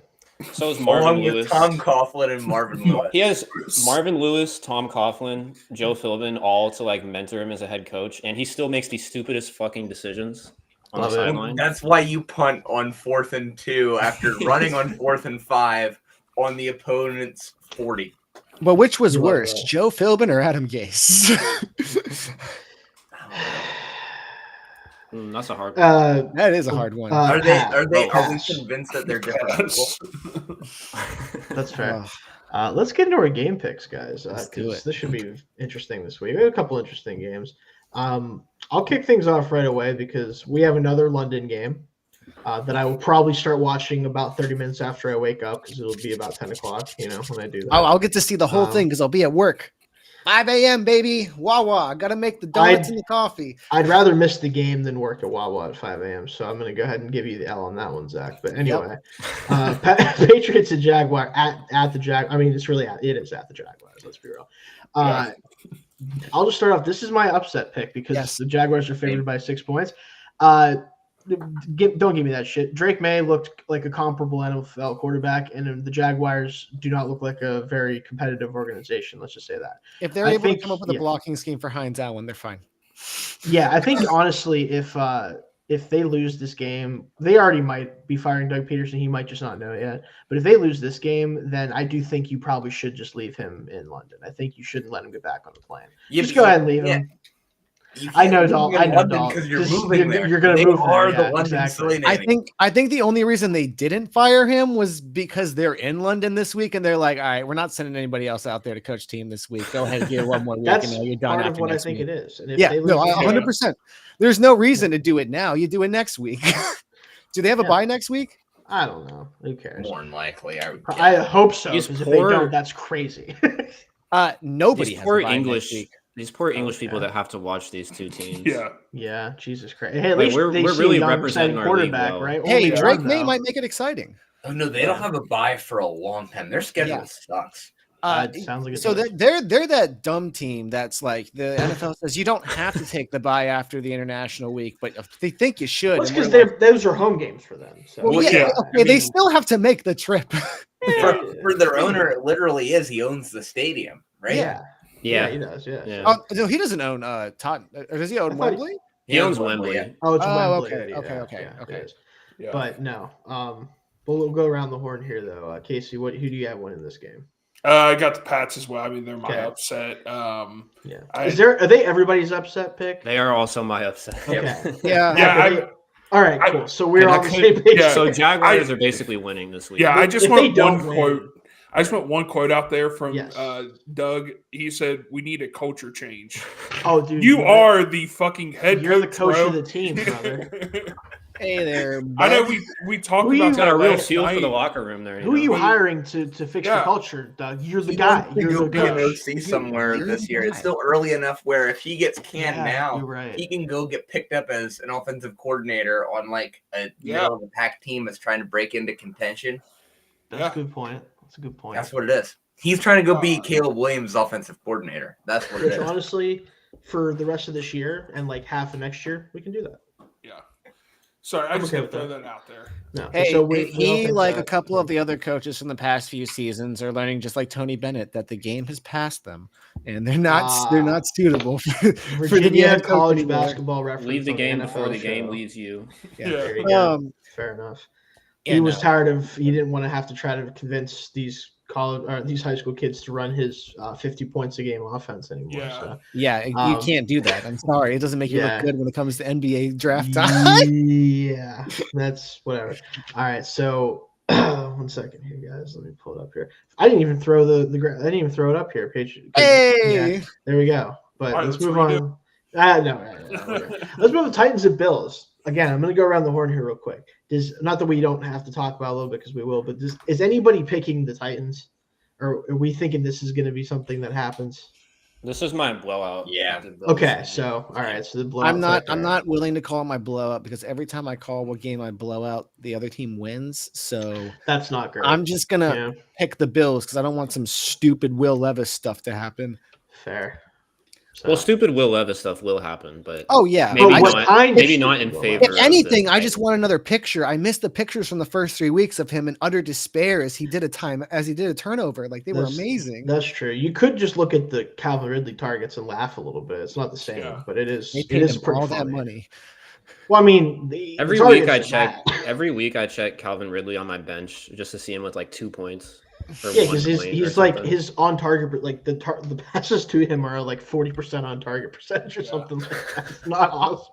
I It's forget. not great. I forget who said it, but it was one of the ESPN shows in the morning, and they were like, he got paid that contract because they knew this is what it was going to be for him. Like he's getting compensated for the misery he's going through. Like That's I fair. saw a video of all of his targets from last Yeah, week, and that's there what I'm was saying. like 2 of them where he was not even like in the picture. Yeah, like he wasn't Like- on the screen for some of them. It's like, how is that even considered a target for him? It should just be a throwaway. Like, what are we doing? yeah, No, it's bad with the Titans. The defense, admittedly, playing their ass off, but it just when the quarterback of your team is actively trying to lose, it feels like Sabotage you. sometimes it's really hard to win games. You know, like you can't win that way often. So Injury Yeah. update for future pick. Jordan Mason is off the injury report. yeah. I mean, do we care that much? No offense, Yes, Casey. Does I it do. matter that much? Casey I like cares. Isaac Arendo a lot. I I'm mean, a fan against of his. KC. Well, I mean, against KC, I think we care. So That's fair. That's fair. But yeah, that's fair enough. Yeah, I think we kind of. I think we against kinda all know KC, what we KC think. cares. Yes, There we go. Very good. Texans at Packers. Mm. This game is really fun. I think it's gonna be really, really like a lot of fun potential in this game. Like this is one we actually can take a second to talk about. I'll just throw there. I do have the Texans winning on the road. I think that Jordan Love's level of play fluctuates from drive to drive so much right now that I'm not sure if he's quite ready to dial it in like he did at the end of last season. So Yeah. I think that they do have an advantage from the perspective. I think you can get a couple turnovers from them, whereas Texans are playing much more within themselves. Joe Mixon is kind of honestly, he looks like early, career Joe Mixon, after the stuff. We'll say that, just for those who know, after the stuff. But he looks great when he's been in the lineup. They've been able to run all over teams, like control the game, even with Collins out, still a receiver like Tank Dell's fun. Like they just feel like they're rolling, and I think the Packers are not quite ready to hit that second gear. So, but what do you think, Casey? Yeah, I mean, I have the Texans on this one as well for the reasons you said. Jordan Love is just he's great. He's a great quarterback, but right now It's just you don't know what you're getting. Yeah. Drive to drive. It's pretty crazy.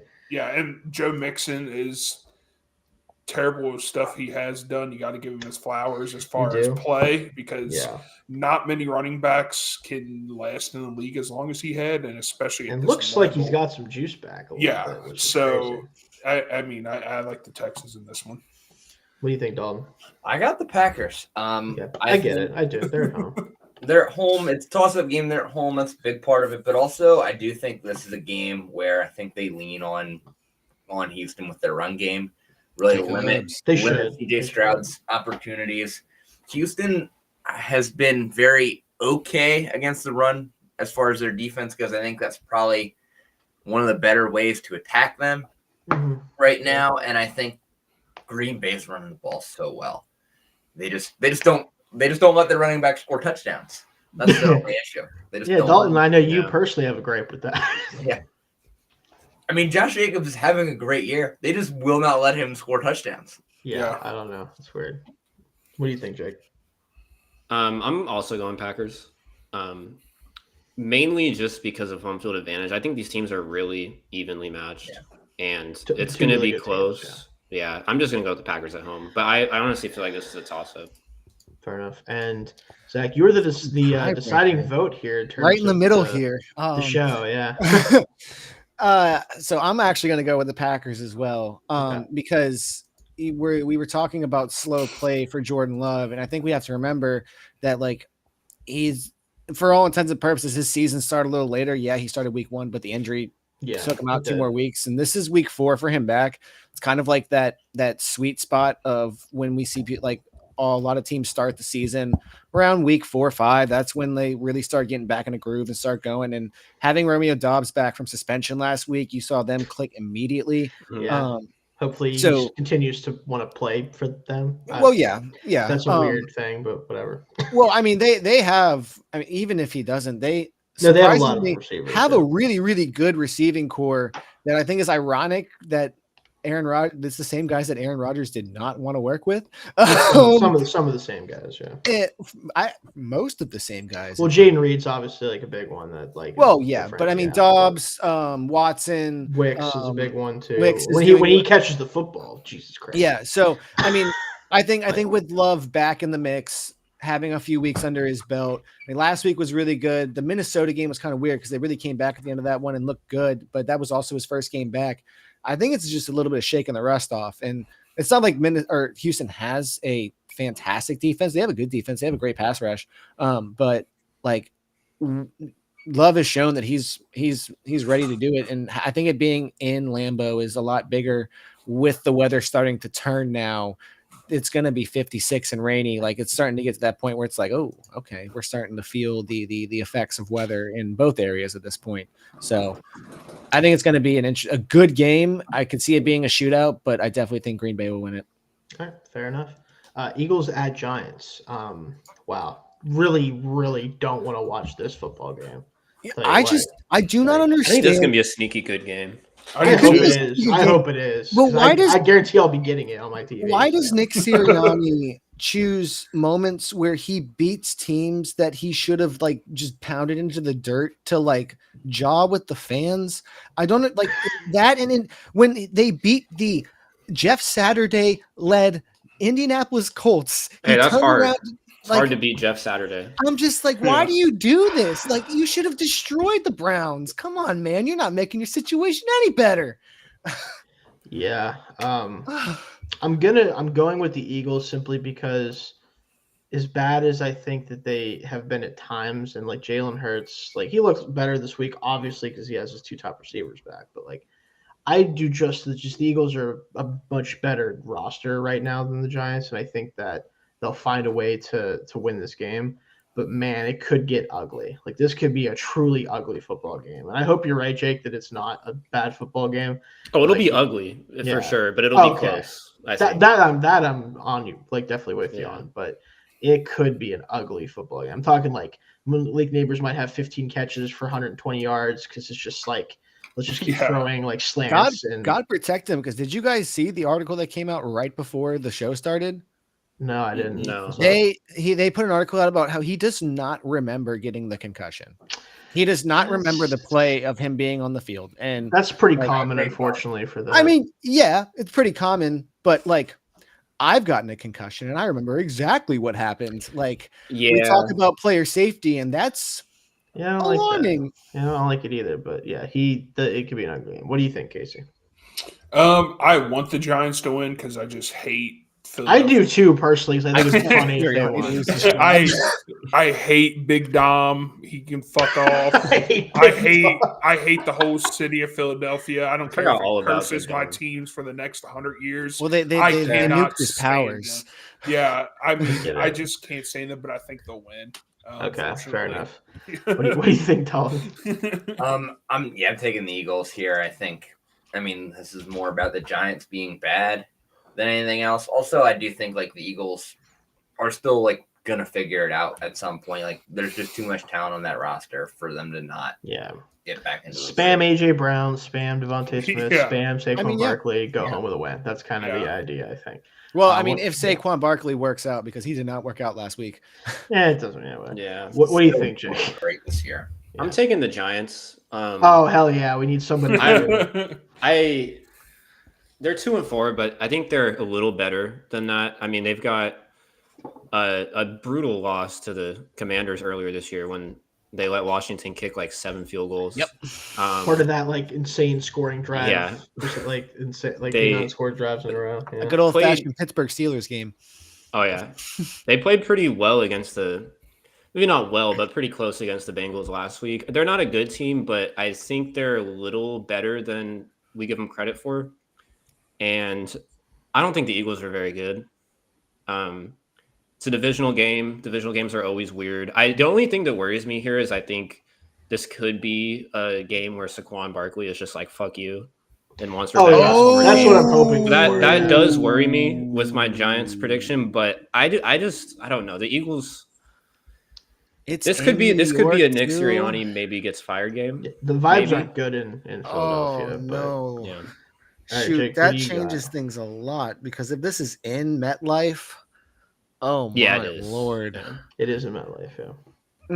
Sexy Dexy, better help me out here because I want to go New York too. I think getting neighbors back is massive for them, and like they've played in the terms of the Giants playing well. They've played very well the past couple of weeks without him. A lot more of the wide receivers have gotten involved. A lot more of the weapons have gotten involved. I would love to see them run Eric Gray more. I don't know why they don't use him at all. I like Tyron Tracy a lot, so it's kind of fair. Yeah. But I'm just waiting for Nick Sirianni to get fired. I would love nothing more than I don't know why he has the job. What does he do there? He yells at people. He brings his children up for the press conference to use them as human shields. I did see a tweet about that, which is very funny. That's all. That's all it is. Although I was listening to Bomani's podcast, and he points out that he brings them up there because he doesn't want to face the tough questions. But the moment he started cussing in that press conference, the people should have had no issues asking him the tough questions. Because if he's going to cuss in front of his kids, who cares if you get asked about your job? I can ask you why you suck at your job. Yeah. Yeah. Like, okay. Yeah. But yeah, we'll see. Lions at Vikings. What a game this could be. I kind of piggybacking off of my conversation point for the show. Even with everything going on, I'm going to take the Lions here to unseat the Vikings as one of the last undefeated teams. I think as much as Sam Darnold, I think, can be held in check a lot in terms of like he's not going to do a lot of the stuff that plagued him early in his career that caused some problems. I do think that kind of piggybacking off of what he looked like the last time we saw him out against the Jets, I do think he has a couple of those plays every week moving forward where it's like, that could be an interception or that could be a bad turnover. And with the Lions defense dealing without not having Hutchinson, all they need is a couple opportunities. If they can just get them off the field a couple times, this Vikings defense, as great as it is, I do think the Lions are going to have some amount of success against them. Maybe not to the level they've been having against other teams, but I think if they can score 24 to 27 points, this could be a game even at the Vikings. So I'm gonna take the Lions here by just a little bit. What do you think? Like you're trying to talk yourself out of it. I trust them more at this point. I know the Vikings have had a great start this season, but I'm more confident about the consistency of the Lions at this point. So, but what do you have, Casey?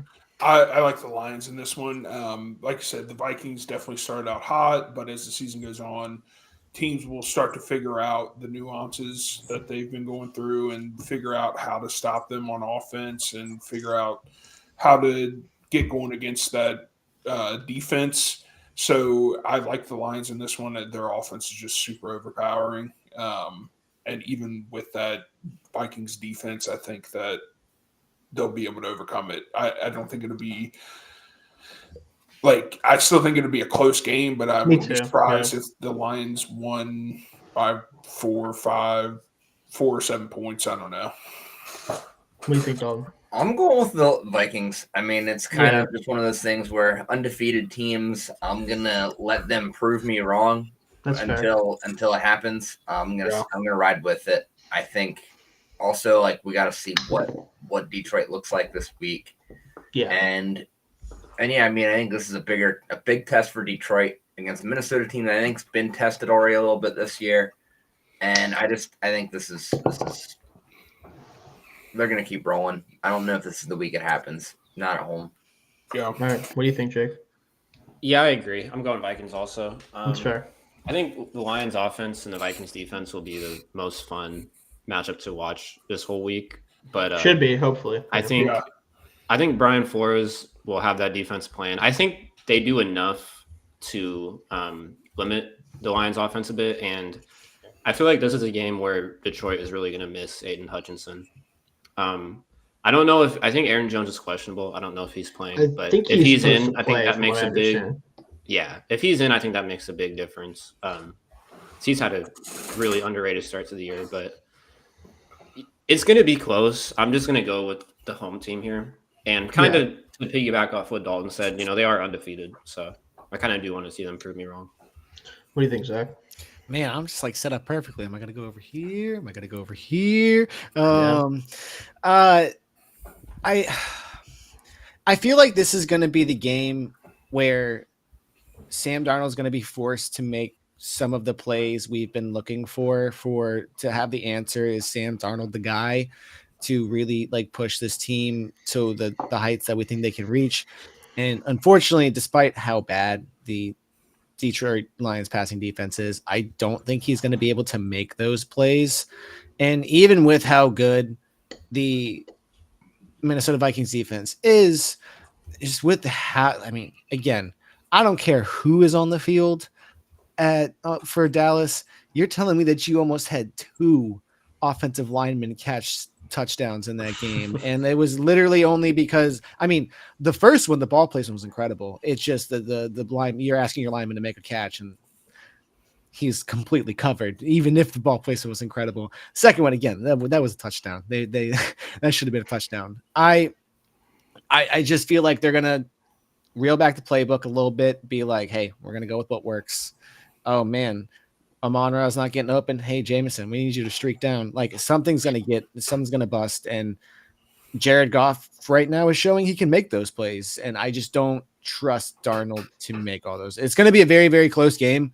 But I Detroit winning 24-21 or something. It's going to be a very close 3-point game. It's going to be thrilling. That's actually what I was going to say. Something like that I could see being the score of this game. So should be a fun one, though. Definitely going to be trying to tune into that one. Seahawks at Falcons. I'll kick things off again. I simply don't think the Seahawks defense is playing well enough right now against an offense that is clicking with the Falcons, especially the run game, being able to go to Tyler Algier or Bijan Robinson. Having those two complementing each other with Kirk kind of heating up as a passer the last couple of weeks, I do think it's a little too much for the Seahawks to deal with on the road. As much as I think they're not as bad as they've shown in the last couple of weeks at times, especially the Giants game, I just don't think this is the week they kind of get things back on track. So, but what do you think, Casey? Everything on paper screams Falcons, so I'm taking the Seahawks on this one. Fair enough. Yeah. I'm just going against the public on this one. I just like the Seahawks. You don't know what you're going to get with Geno Smith, but he is capable of going out there and looking like one of the better quarterbacks in the league at any moment. So I'm just going to take him. Falcons are starting to come around to be a solid team in the league, but I'm just going to take Seahawks. I'm taking Atlanta. I think this is the beginning of the end of this Seattle run of still trying to make it work after Russell Wilson's been gone. I think they're slowly starting to have to retool. Fair enough. What do you think, Jake? I'm going Seahawks. I think both of these teams are somewhere between 8 to 10 wins, and this feels like a Seahawks game where after I think 3 straight losses, they win a game that they probably shouldn't win, and this feels like a Falcons game where they lose a game they probably shouldn't lose. Can't say I fully disagree with that. So, but Yeah. what do you think, Zach? Yeah, I mean, it's a shame to see what's happening in Seattle so far this season because it's definitely not due to Geno Smith. He's been playing some like amazing football. The offensive line is truly hard to And watch. that's the Like, problem. Stone Forsythe, they in particular, I don't- talked about him before. They don't have a rushing attack whatsoever. And as opposed to like some other teams in the NFL where it's like, oh, they have nothing under center, so we're just going to attack the rushing or the rushing game. All the defenses have to do is be like, hey, if the passing game's good, they're not getting a first down on the ground, so who cares? So, and which is a shame because they've got some great backs. They just don't have a blocking scheme whatsoever. So I just don't. I agree with Dalton. I just don't understand. I don't see how Atlanta, with how they're running and how they're playing right now, can really slow down against the Seattle defense that's really struggling, despite having some decently high picks over the past few seasons. I just in the cross country trip, I just feel like it's all just a little too much. That Falcons to get an easy one at home. Yeah, that's kind of where I'm at with it. Bengals at Browns. Now, I wanted to double check this, but if I'm not mistaken, I don't think Joe Burrow has ever beaten the Browns. So I said, hold on. I did say that last night. I had to double check it. He's 1-5. Okay, so you did get that one. I was trying to remember when it The was. Dolphins and Josh Allen situation. Yeah, I misremembered that one. Okay. But Joe Burrow, I don't care that he's been 1-5 against the Browns. I don't care that the Bengals can't play defense.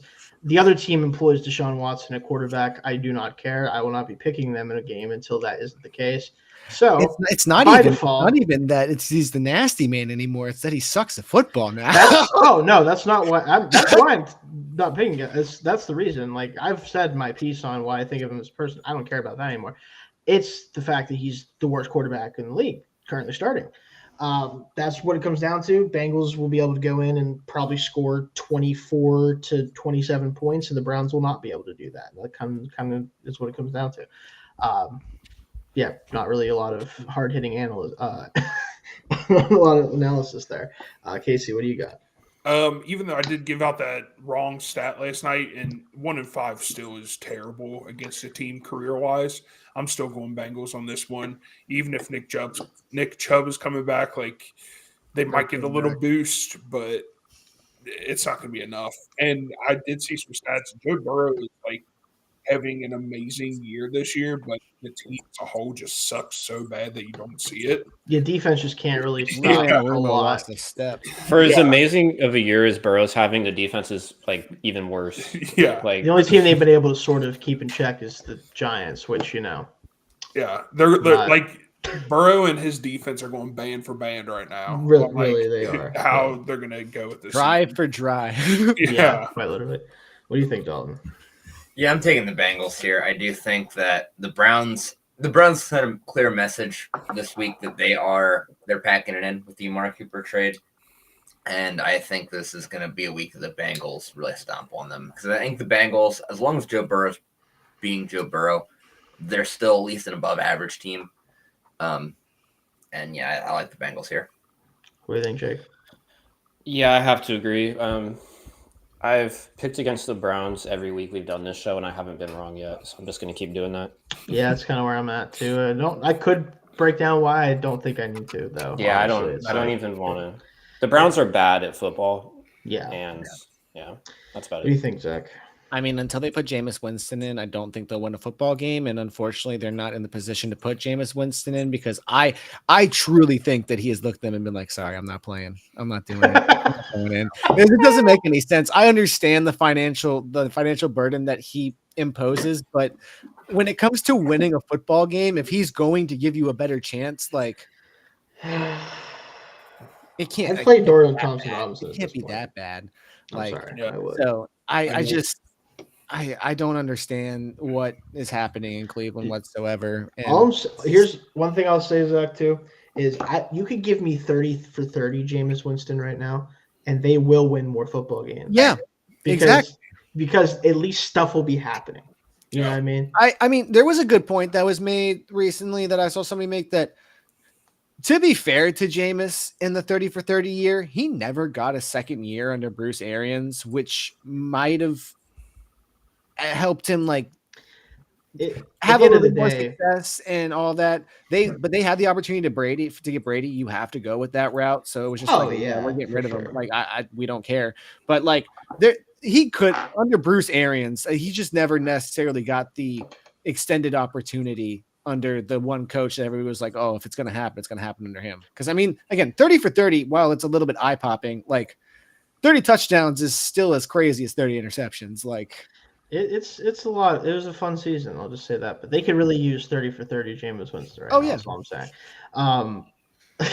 Also, just want to point this out. The only team that this team has beaten is maybe the only less serious organization in the NFL right now, the Jaguars. So that's kind of where we're at with the Browns. So, unless they're playing the Jaguars or someone equivalent to that, it's probably not going to happen for them. Even when in a game. Yeah. What's up, I was going to say almost record-wise, they almost are, but. Yeah. I mean, realistically, Oh, no, I just realized what's It'll be another week of Kevin Stefanski in a press conference having to massage the truth about Deshaun Watson.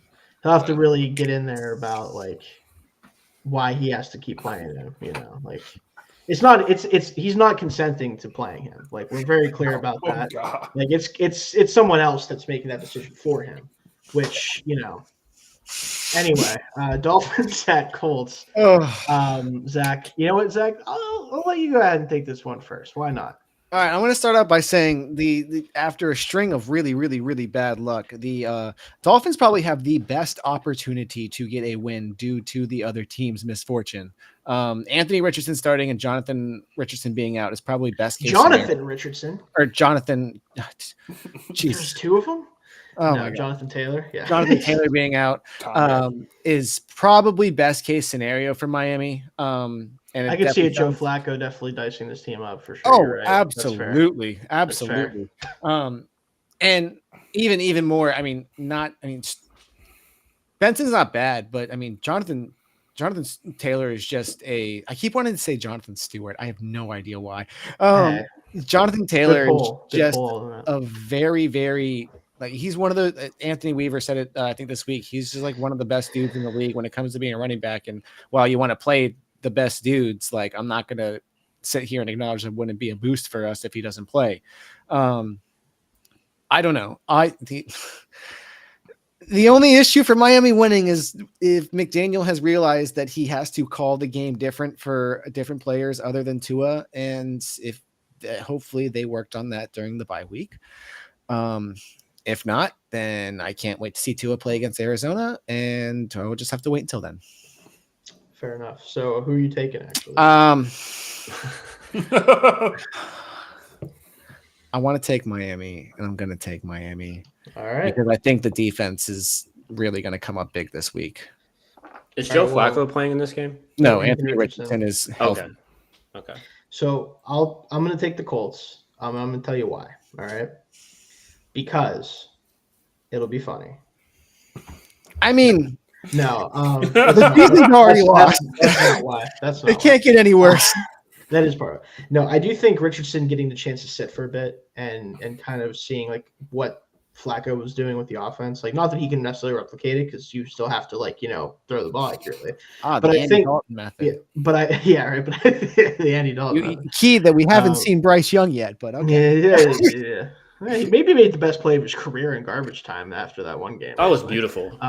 So there's that, I guess. I don't know if it means fair. But anyway, point is that I think the Colts will win this game simply because the Dolphins have for the most part been an unserious football team in the weeks since Tua has not been out there. And as much crap as I've given Tua at times over the years, I don't even really consider it crap. It's more of just giving context to the situation the Dolphins are in. It deserves it. Tua he's a system quarterback that is also the system, which is the problem because now you have a quarterback that you built an entire team around structure-wise because of how he plays, and then you remove that player, and it's like, okay, well, we can't really just go get a backup to play like that because no one else on the damn planet plays like that. So it doesn't really work then. And to your point, Zach, your coach should be trying to figure that out. Do I have a reason to believe that yet? No. So I need him to show me that this week, and then I might believe it if this needs to come up again after this week. I genuinely believe that he is scared to let quarterbacks run because of what has happened to Tua. That's the only reason that you that's the case, use Huntley's ability to rush the football. That does I guess, like that was the most glaring mistake of the last game, was just like, yo, he's got legs. There's plenty of opportunities for him to run out of the pocket, do some quarterback runs, do something, man. Like it doesn't make any sense. So exactly. But I just I'm gonna go with the Colts. What do you got, Casey? I'm going with the Colts as well. I think America loses with this game, but I'm going with the Colts. I mean, I feel terrible for Miami and their fans just because I don't know. I just feel bad for them. But I think they cover the spread of 3, but I think the Colts end up winning.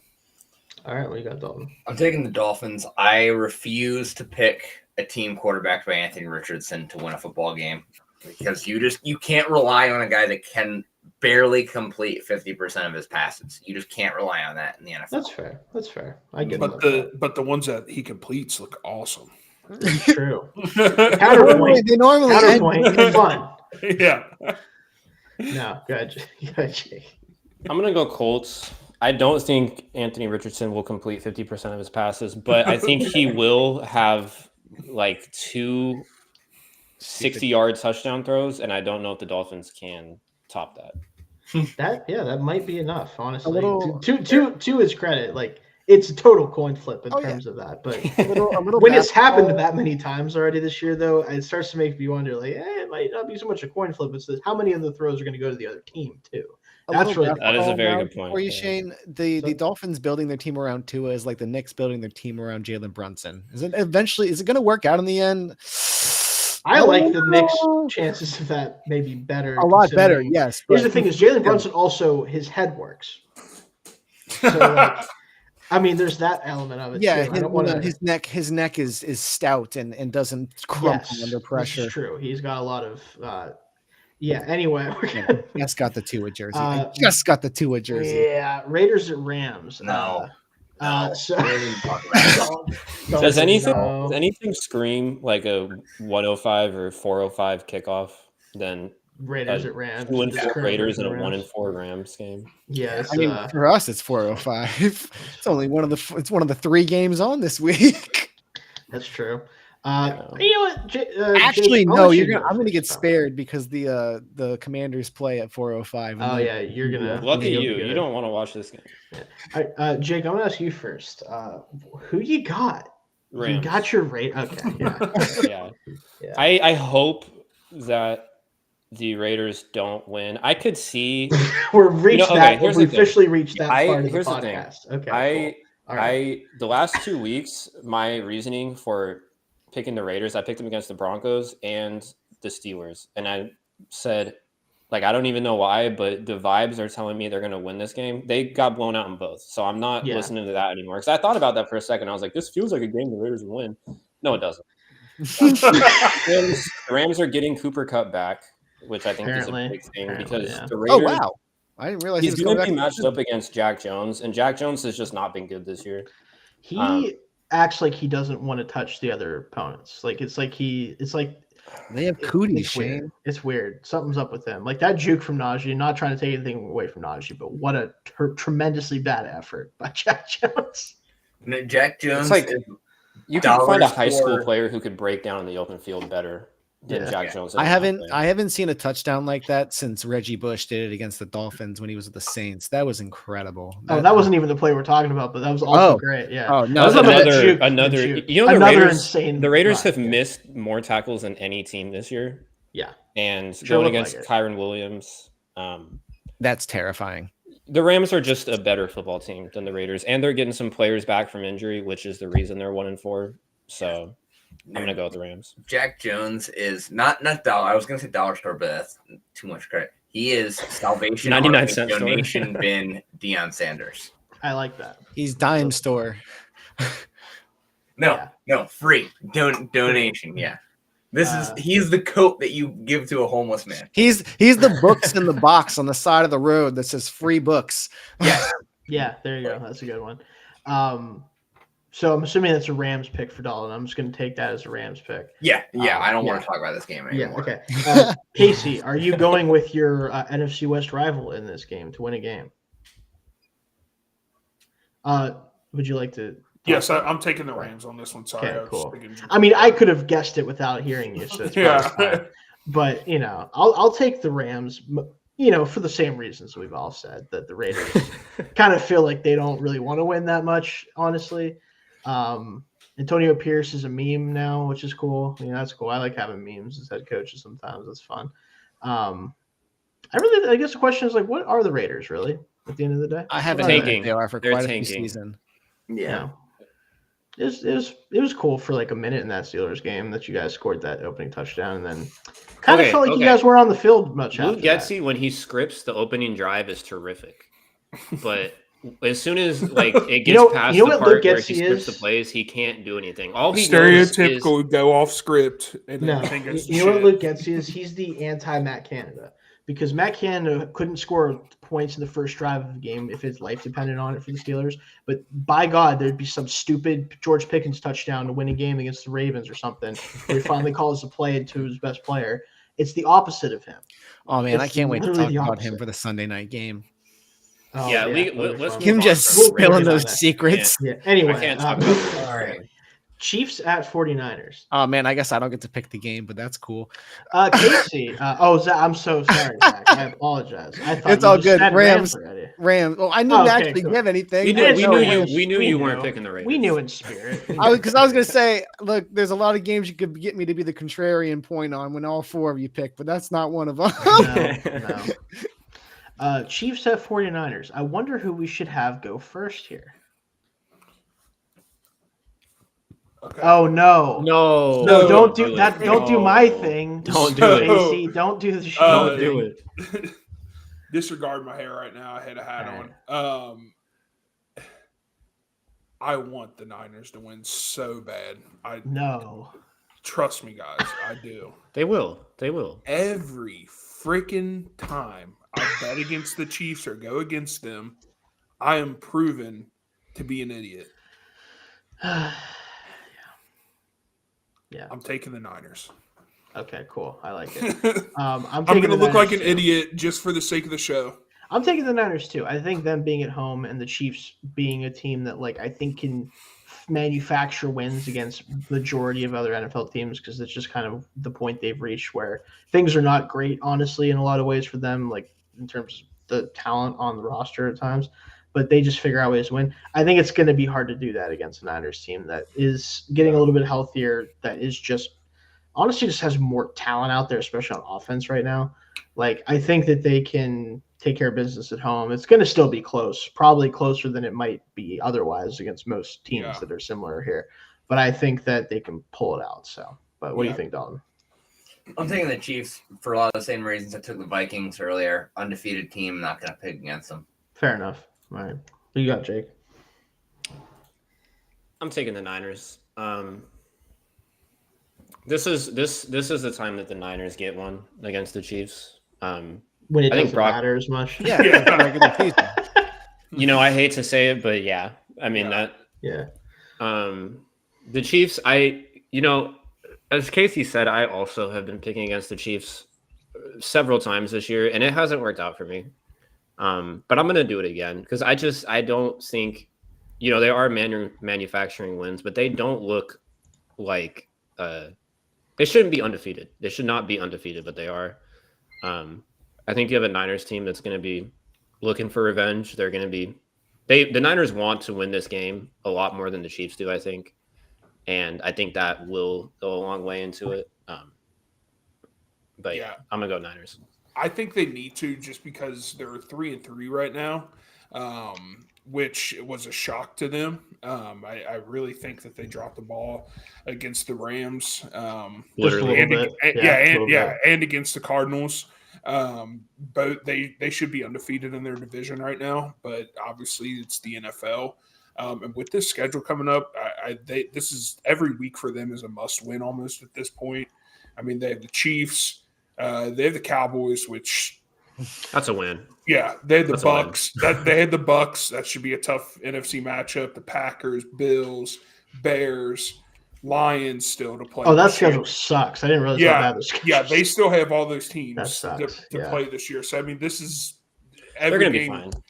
I would hope so, but every game's coming down to a must-win at this point. I do think it'd be very ironic, just saying this real quick, because I just want to let Zach pick his game here. Yeah, It'd be really ironic if Purdy plays better than he's ever played for them, and it actually is not good at all. Like, it doesn't matter. Like, they just still go like 8-9 or something stupid. yeah. Like, This it'd be is kind gonna of funny. It'd be Yeah, kind of funny. this will be offense. his like 1 year he could actually win MVP, and then they don't even make the fucking playoffs. Yeah, that would be kind of ironic. But yeah, go ahead, Zach. I definitely think Kansas City can win this game. Yeah. Oh, they However, definitely can. Yeah. I think if they do, it would be the worst thing for the NFL season this year, because all that would happen afterwards is every single person dissecting every single call. And yes, have they gotten some favorable calls this year? 100%. But so have the guys that they have played. So have the teams they have played. The only reason anybody's talking about it is because it's ended in Kansas City wins. And at the end of the day, that's the games that they're built for. The defense is, I think the biggest thing for them right now is their defense is firing on every single cylinder. Steve Spagnuolo continues to be one of the best defensive play callers in the entire league. And I mean, not having Christian McCaffrey is big, but we've seen Jordan Mason really, really take this role and step up, and he will be playing.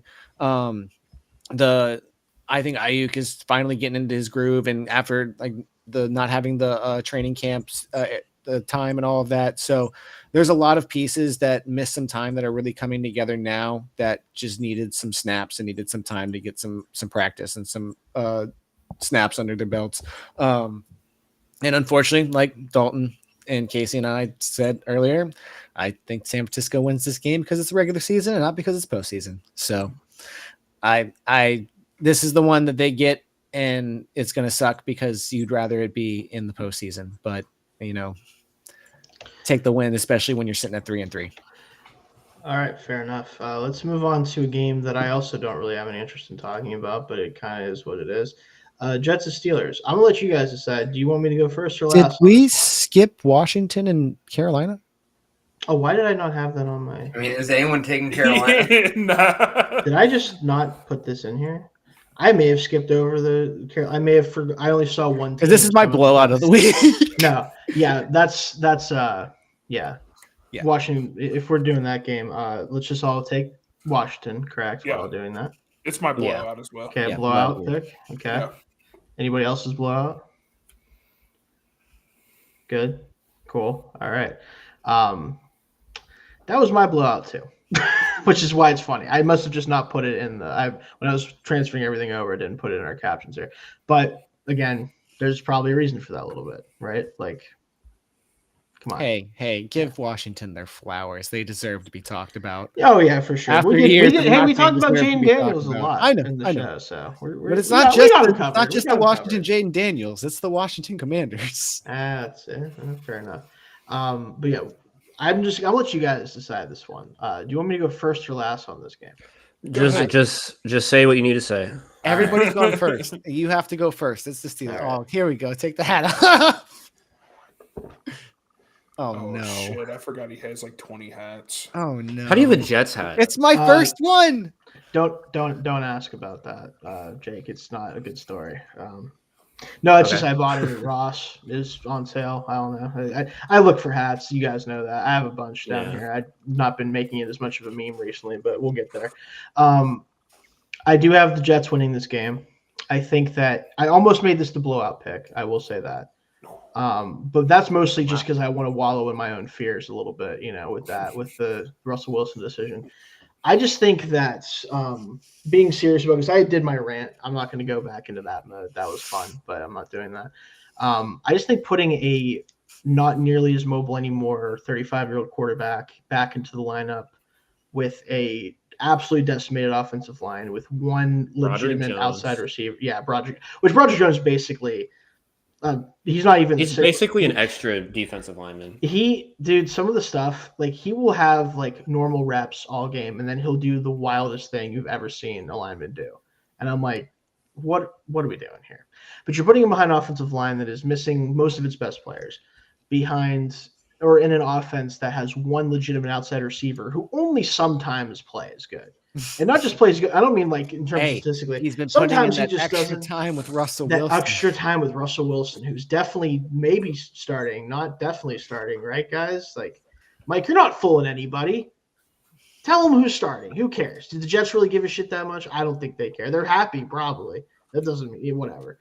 They got Nathaniel Hackett. He knows about Russell Wilson. Anyway, I just think putting Wilson behind this, putting him in this offense right now is a really good way to score 6 points. Like, that's kind of where I'm at with it. I wish I felt differently about it, but that's kind of where I'm at. So I mean, even if you're just kicking field goals, at least Justin Fields is getting you in line to kick like 6 or 7. Yeah, ideally, but Casey, what do you got? Jets. Yeah. Dalton, Jets. Yeah. Jake. Steelers. Okay, thank you. Appreciate it. I don't think the Jets are very good. I don't think the Jets are good. I think the Steelers are unserious currently with their current lineup they have going out there. Like, not even, it's just like at some point having enough players who are good matters. At some point, I don't know if they have enough that are good. That's kind of what it comes down to. Jake, are you lashing out about Devontae Adams right now? Is that what this is? I don't hold Devontae Adams in the highest regard right now. But it also doesn't matter. That's not biasing my pick. I just think the Jets are a bad team. Devontae Adams makes them a little bit better. But he does. I mean, Aaron Rodgers is not lasting 5 more games during this year. Every single game, he looks like he just does not want to play football anymore. He's getting his ass beat behind a line. He'll throw the ball 20 times to Adams. He'll have 150 receiving yards. The Jets are not winning more than 7 games this year. And there you have it, folks. Zach, what do you think? Okay. I'm picking the Jets because I think it's going to be their like, oh, look, we got Devontae Adams. Now we're the best team ever. But I think they're setting themselves up for an awful, awful rest of the season.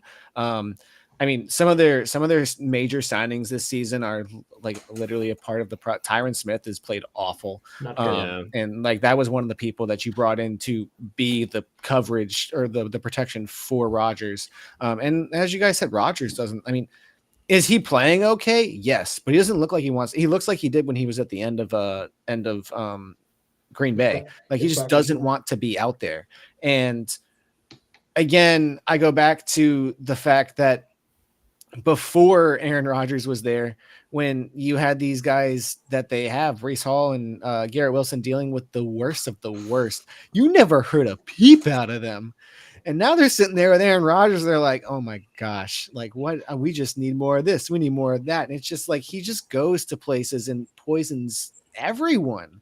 And it's just like, man, I think the Jets will win this week because of all the fanfare and all the stuff. And Devontae Adams will have a good game, which is so funny because, that hamstring was sure stopping him from playing. It's just so dumb. Like it's just so dumb that you can just lie about that stuff. Like, look, I like it because if he would have gotten injured, it would have tanked his trade value. Right. But at the same time, it's like, come on, man. I guess like at that point, if you're gonna sit out, there needs to be something to where a player can just be like, "Hey, yo, not doing it. I'm not doing it." Because like the idea of it being an injury is so bullshit, because then y'all should have gotten more for him if he wasn't actually injured. Like there's no way that he had an injury that was affecting him that much. Then all of a sudden he flies to New York and like, oh, what a magical plane trip. There's a video posted today of him like leaping in the air, making this like crazy catch on the sideline. Like that hamstring was fine 2 weeks ago. Yeah. The Raiders would have lost if he still played, but I mean, also, but you could have gotten more for him. I mean, like, and I don't know about that. But I mean, that's the messed up part. That it shouldn't, like, that shouldn't be a thing that you can do. I get what you're saying, Zach. Yeah. Dalton, I know you need to get going here soon. Tell me your thoughts on Ravens and Bucks and Chargers and Cardinals. Yeah, so I like the Ravens here. I just think that this is just going to be one of those games where I think It's a quarterback duel, and Lamar just out duels Baker. It's going to be a fun game. This is going to be the game of the week. On the flip side, if the Chargers and if nobody watches the Chargers and Cardinals game, did it really happen? Yeah. And I mean, it's on ESPN Plus, overlapping with that Bucks Ravens game. I mean, this might be the least watched NFL game of all time. Yeah, especially because you have to have ESPN Plus to watch it. ESPN Plus, and again, that East Coast Really? bias. You think people are staying awake until the end of a 9 p.m. football game? Absolutely not. I mean, It's if it was crazy they're the- just putting NFL on just strict ESPN Plus. Pretty crazy. Actually, you know what? I'll They take can't put it on Arizona ESPN. here just because I do think that with Marvin Harrison Jr. officially playing, Oh, nice. I do Cool. think the Cardinals outscore a Chargers offense that still doesn't know how to like work. I don't think. That's a good way to put it. I like, yeah, for Especially when when Jim Harbaugh shit in his pants. sure. Or what? Or the heart flutter. Greg thing? Roman does not work with Justin Herbert. It's No, just it just doesn't make sense to me. oil and Yeah. water. It was so funny to like look at that scenario because they were like, "Oh, well, who's going to be the like? Wouldn't it be Greg Roman? He's going to be the head coach." But they're like, "Wait, he's in the booth. Oh, crap, he can't be the head coach." Like, that was weird. That Yeah. whole situation was strange. It happens They sometimes, definitely man. said Yeah. on the broadcast that he went through the concussion protocol as well. Which that's really funny. He said my head hurt, and then he said I'm gonna go change my pants real quick. Yep. Also, my heart don't work all the time. All right, guys, you have a good rest of your day. No, yeah, I just want to make sure you got your picks. Par of the course for the Oh, Chargers medical staff. As far as Ravens and Bucks go, we will continue with them. I do have the Ravens here. I do think that for the most part, this is a game that's truly a toss-up because it's on the road for the Ravens, but I do think they're a better team than the Bucks by a little bit. Kind of like Dalton said, I'm going to take the guy who I think is the current MVP leader to go ahead and take care of business, mostly because I think the Bucks are like a weird defense right now where they're not everyone's back fully yet. I'm glad Winfield Jr. is back, but like I think they are a little susceptible to teams that have this type of offensive talent, right? Like they're not quite to the level of some of the other defenses where it's like, oh yeah, they can keep him in check. It's like, I don't know, Derrick Henry might rush for 150 yards, guys. Like it might just be it might just happen. So I do think the Ravens have just a better team, and I think they can take care of business on the road. But very close game. Like I think it'll be a very fun game, like you said. Yeah. What do you think, Casey? I like the Bucks to cover 3.5, but I'm taking the. I'm kind of in the same boat. Yeah. I'm taking the Ravens to win this one. I think it'll be a close one. Yeah. What do you think, Jake? Yeah, I'm in the same boat. I just don't think Tampa Bay's defense is good enough right now to contain Derrick Henry and Lamar Jackson. I do think it'll be close, though. I agree with Casey. I think Tampa Bay will cover. I think I took Tampa Bay to cover as one of my picks. Yeah, this week, I remember because I did too. We both had that. Yeah. I think the Ravens should win by a field goal here. All right. What do you think, Zach? Yeah, that 0.5 doing a lot of work. It's doing a lot of work. Yeah. Because if it was minus 2.5, I'd say absolutely not. But that 3.5, that means that that field goal deficit, I can count on that. So no, I agree. Although I will say that if I had to pick any team right now as the best in the NFL, it is Baltimore. Yeah. Just being on the road is never easy. Although they do have the best thing that travels, which is the most efficient run game in the NFL right now. Yeah. So I mean, even with Tampa's defense and how good their front seven can be, it's a lot against one of the most successful stacked box runners in the league. Yeah. Yeah, it's a lot. Chargers at Cardinals, like Dalton said, maybe the least watched game in the sport this week. And because you of guys the are weird talking thing. about that. The only reason it's happening is because this is the future of TV and streaming. There's not.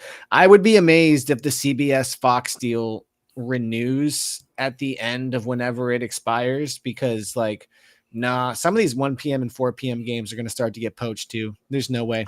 I could see CBS just slapping their games on Paramount Plus. Which that's how I watch mine anyway, because I have Paramount Plus for free. Because Walmart Plus subscriber over here don't want to go to that store. Bring me my shit, Walmart. That's basically. And that's the thing that I don't think a lot of people understand is like everybody's like, oh, all these people getting into it, like ESPN and Prime, and I'm like, yeah, but all of the regular channels are. The only weird one is Fox, because Fox is doing this weird, like, we don't have a streaming service for sports because we don't put football on FS1, but you need local TV, and that's it. And so they're the weird one out, but I mean, streaming is what it's going to just end up becoming. Can't wait for Fox Plus. It's going to hit like crack, guys. Fox Plus. Yeah. No, but I get that too, Zach. But I'm going to take the Cardinals here because the Cardinals are a streaky team, and I think this is the week where they're good. That's kind of where I'm at with that. I think the Chargers have played great defense against bad offenses. Bad offenses, guys. My team included, which might have had the best performance against them, which is, anyway. I'm going to take the Cardinals to be able to put up a couple points and the Chargers offense to kind of continue to muddle their way through the game, and it just might not work out this time. What do you got, Casey? Yeah, I mean, I'm also taking the Cardinals on this one. I think Gannon has done a lot with what he has, so I'm really surprised how well that's turned out there, especially after his weird intro to the team. Oh yeah, that was Adam Gasian in many ways. The introduction was weird. So I'm just going to take the Cardinals on this one. I think the Chargers will be up to par here in the next couple seasons. I don't think it's this season, but I'm just going to take Cards on this one and toss up. Fair enough. All right. And what do you got, Jake? I'm also going Cards. The Chargers have a better defense, but I think the Cardinals offense is just so much more explosive than the Chargers. It'll be close, but yeah, I'm going to go Cardinals. Zach, are you conforming to the group? Are you going to be peer pressured into taking the Cardinals? Or will you take Justin Herbert's hand and guide him to a win? I just want to look at one thing real quick. J.K. Dobbins looks good. He does. No, of all of the people to get a chance like that, good for him. I am happy for J.K. Dobbins. I will say yes, because after the first however many seasons of them just not having it. All right. So I think I am going to go Chargers. While they have played against bad offenses, they have completely shut those bad offenses down. And I mean, I wouldn't necessarily say the Chiefs are a bad offense. They're a very, very lacking in explosive offense. Yes. What they do. Matriculate the football down the field. They drive, and that is just as dangerous as having an explosive offense. Yeah, so it's just different. I want to say the Chargers win this one because of how inconsistent I would say the Cardinals are, especially when they go up against better defenses, they completely fold under pressure. I want to say which game am I thinking of? The Packers game last week was super disappointing. Even the Commanders game, the Commanders don't have that great of a defense, and to see them just completely just implode that week, it was a little weird. So we talk about a streaky Cardinals team, but I mean, it's more streaky as if the offense is hitting, and I just think that the Chargers defense is too good for the offense to be the runaway like against the Rams or even against the Bills to start the season. Like I don't see them scoring that much this week. Yeah, I get that. I think this could be a pretty fun game, even though maybe 12 people will see it. Yeah, I'm definitely not gonna be able to watch it. So yeah, fair enough. But speaking of, might have to go to the bar before we get out of here. I want to mention that I cannot express enough how much anger fills my heart that I have to try to find a way to watch the Steelers Chiefs game on Christmas Day on fucking Netflix. By the way, because I'm pretty sure that's the Netflix game. I forgot they're doing that. And I do not want to do that. I cannot stress enough. I have no interest in having to do that. I don't want to do it at all. But I'm gonna have to. I chose to write about this team for a living, so guess what? I have to do that. Just you wait until it honestly Super Bowl. It may be good. It may be better to simply go to the game. I might end up just going to the game because that's probably easier for me somehow than deciding to buy Netflix because I don't want to do it. Why do you think they've been having all those fights? They're testing their ability to do live sports. I can't. Anyway, hopefully Netflix, no one watches it, and we just pretend it didn't happen. But we'll see. What before we leave, though, Mhm. I would like to talk about one ex-NFLer as the late, or not the late great, but the great Jay Cutler had himself quite a night last night. I'll just say that Jay Cutler. My only thought Growing on up that on a is that. Thursday. Yeah, my only thought on Jay Cutler is that he deserves everything that happens to him that's negative. That's all. Oh yeah. So that's my only take on him. Jay Honestly. Cutler is going through retirement how I would imagined he would. That's fair. Yeah. That's a good point. Especially after his Grifting, wife left him. Yeah, grifting, drinking, not giving a shit. It all lines up. It's all pretty standard Jay Cutler stuff. So, yeah, that's all I think we need to talk about with him. But thank you guys for joining me. I know it's a big, long show. We had 5 people on. It's going to happen sometimes with this type of show where we do the game picks. But hopefully we can start to bring it down a little bit once we get a hang of things a little bit, and then we'll kind of take things from here. Definitely. So joining us next week for another episode of this, and we do have a scouting show that's going to be coming at some point for the NFL draft. Should be sometime in November, and of course, look out for the betting show every Wednesday at 9.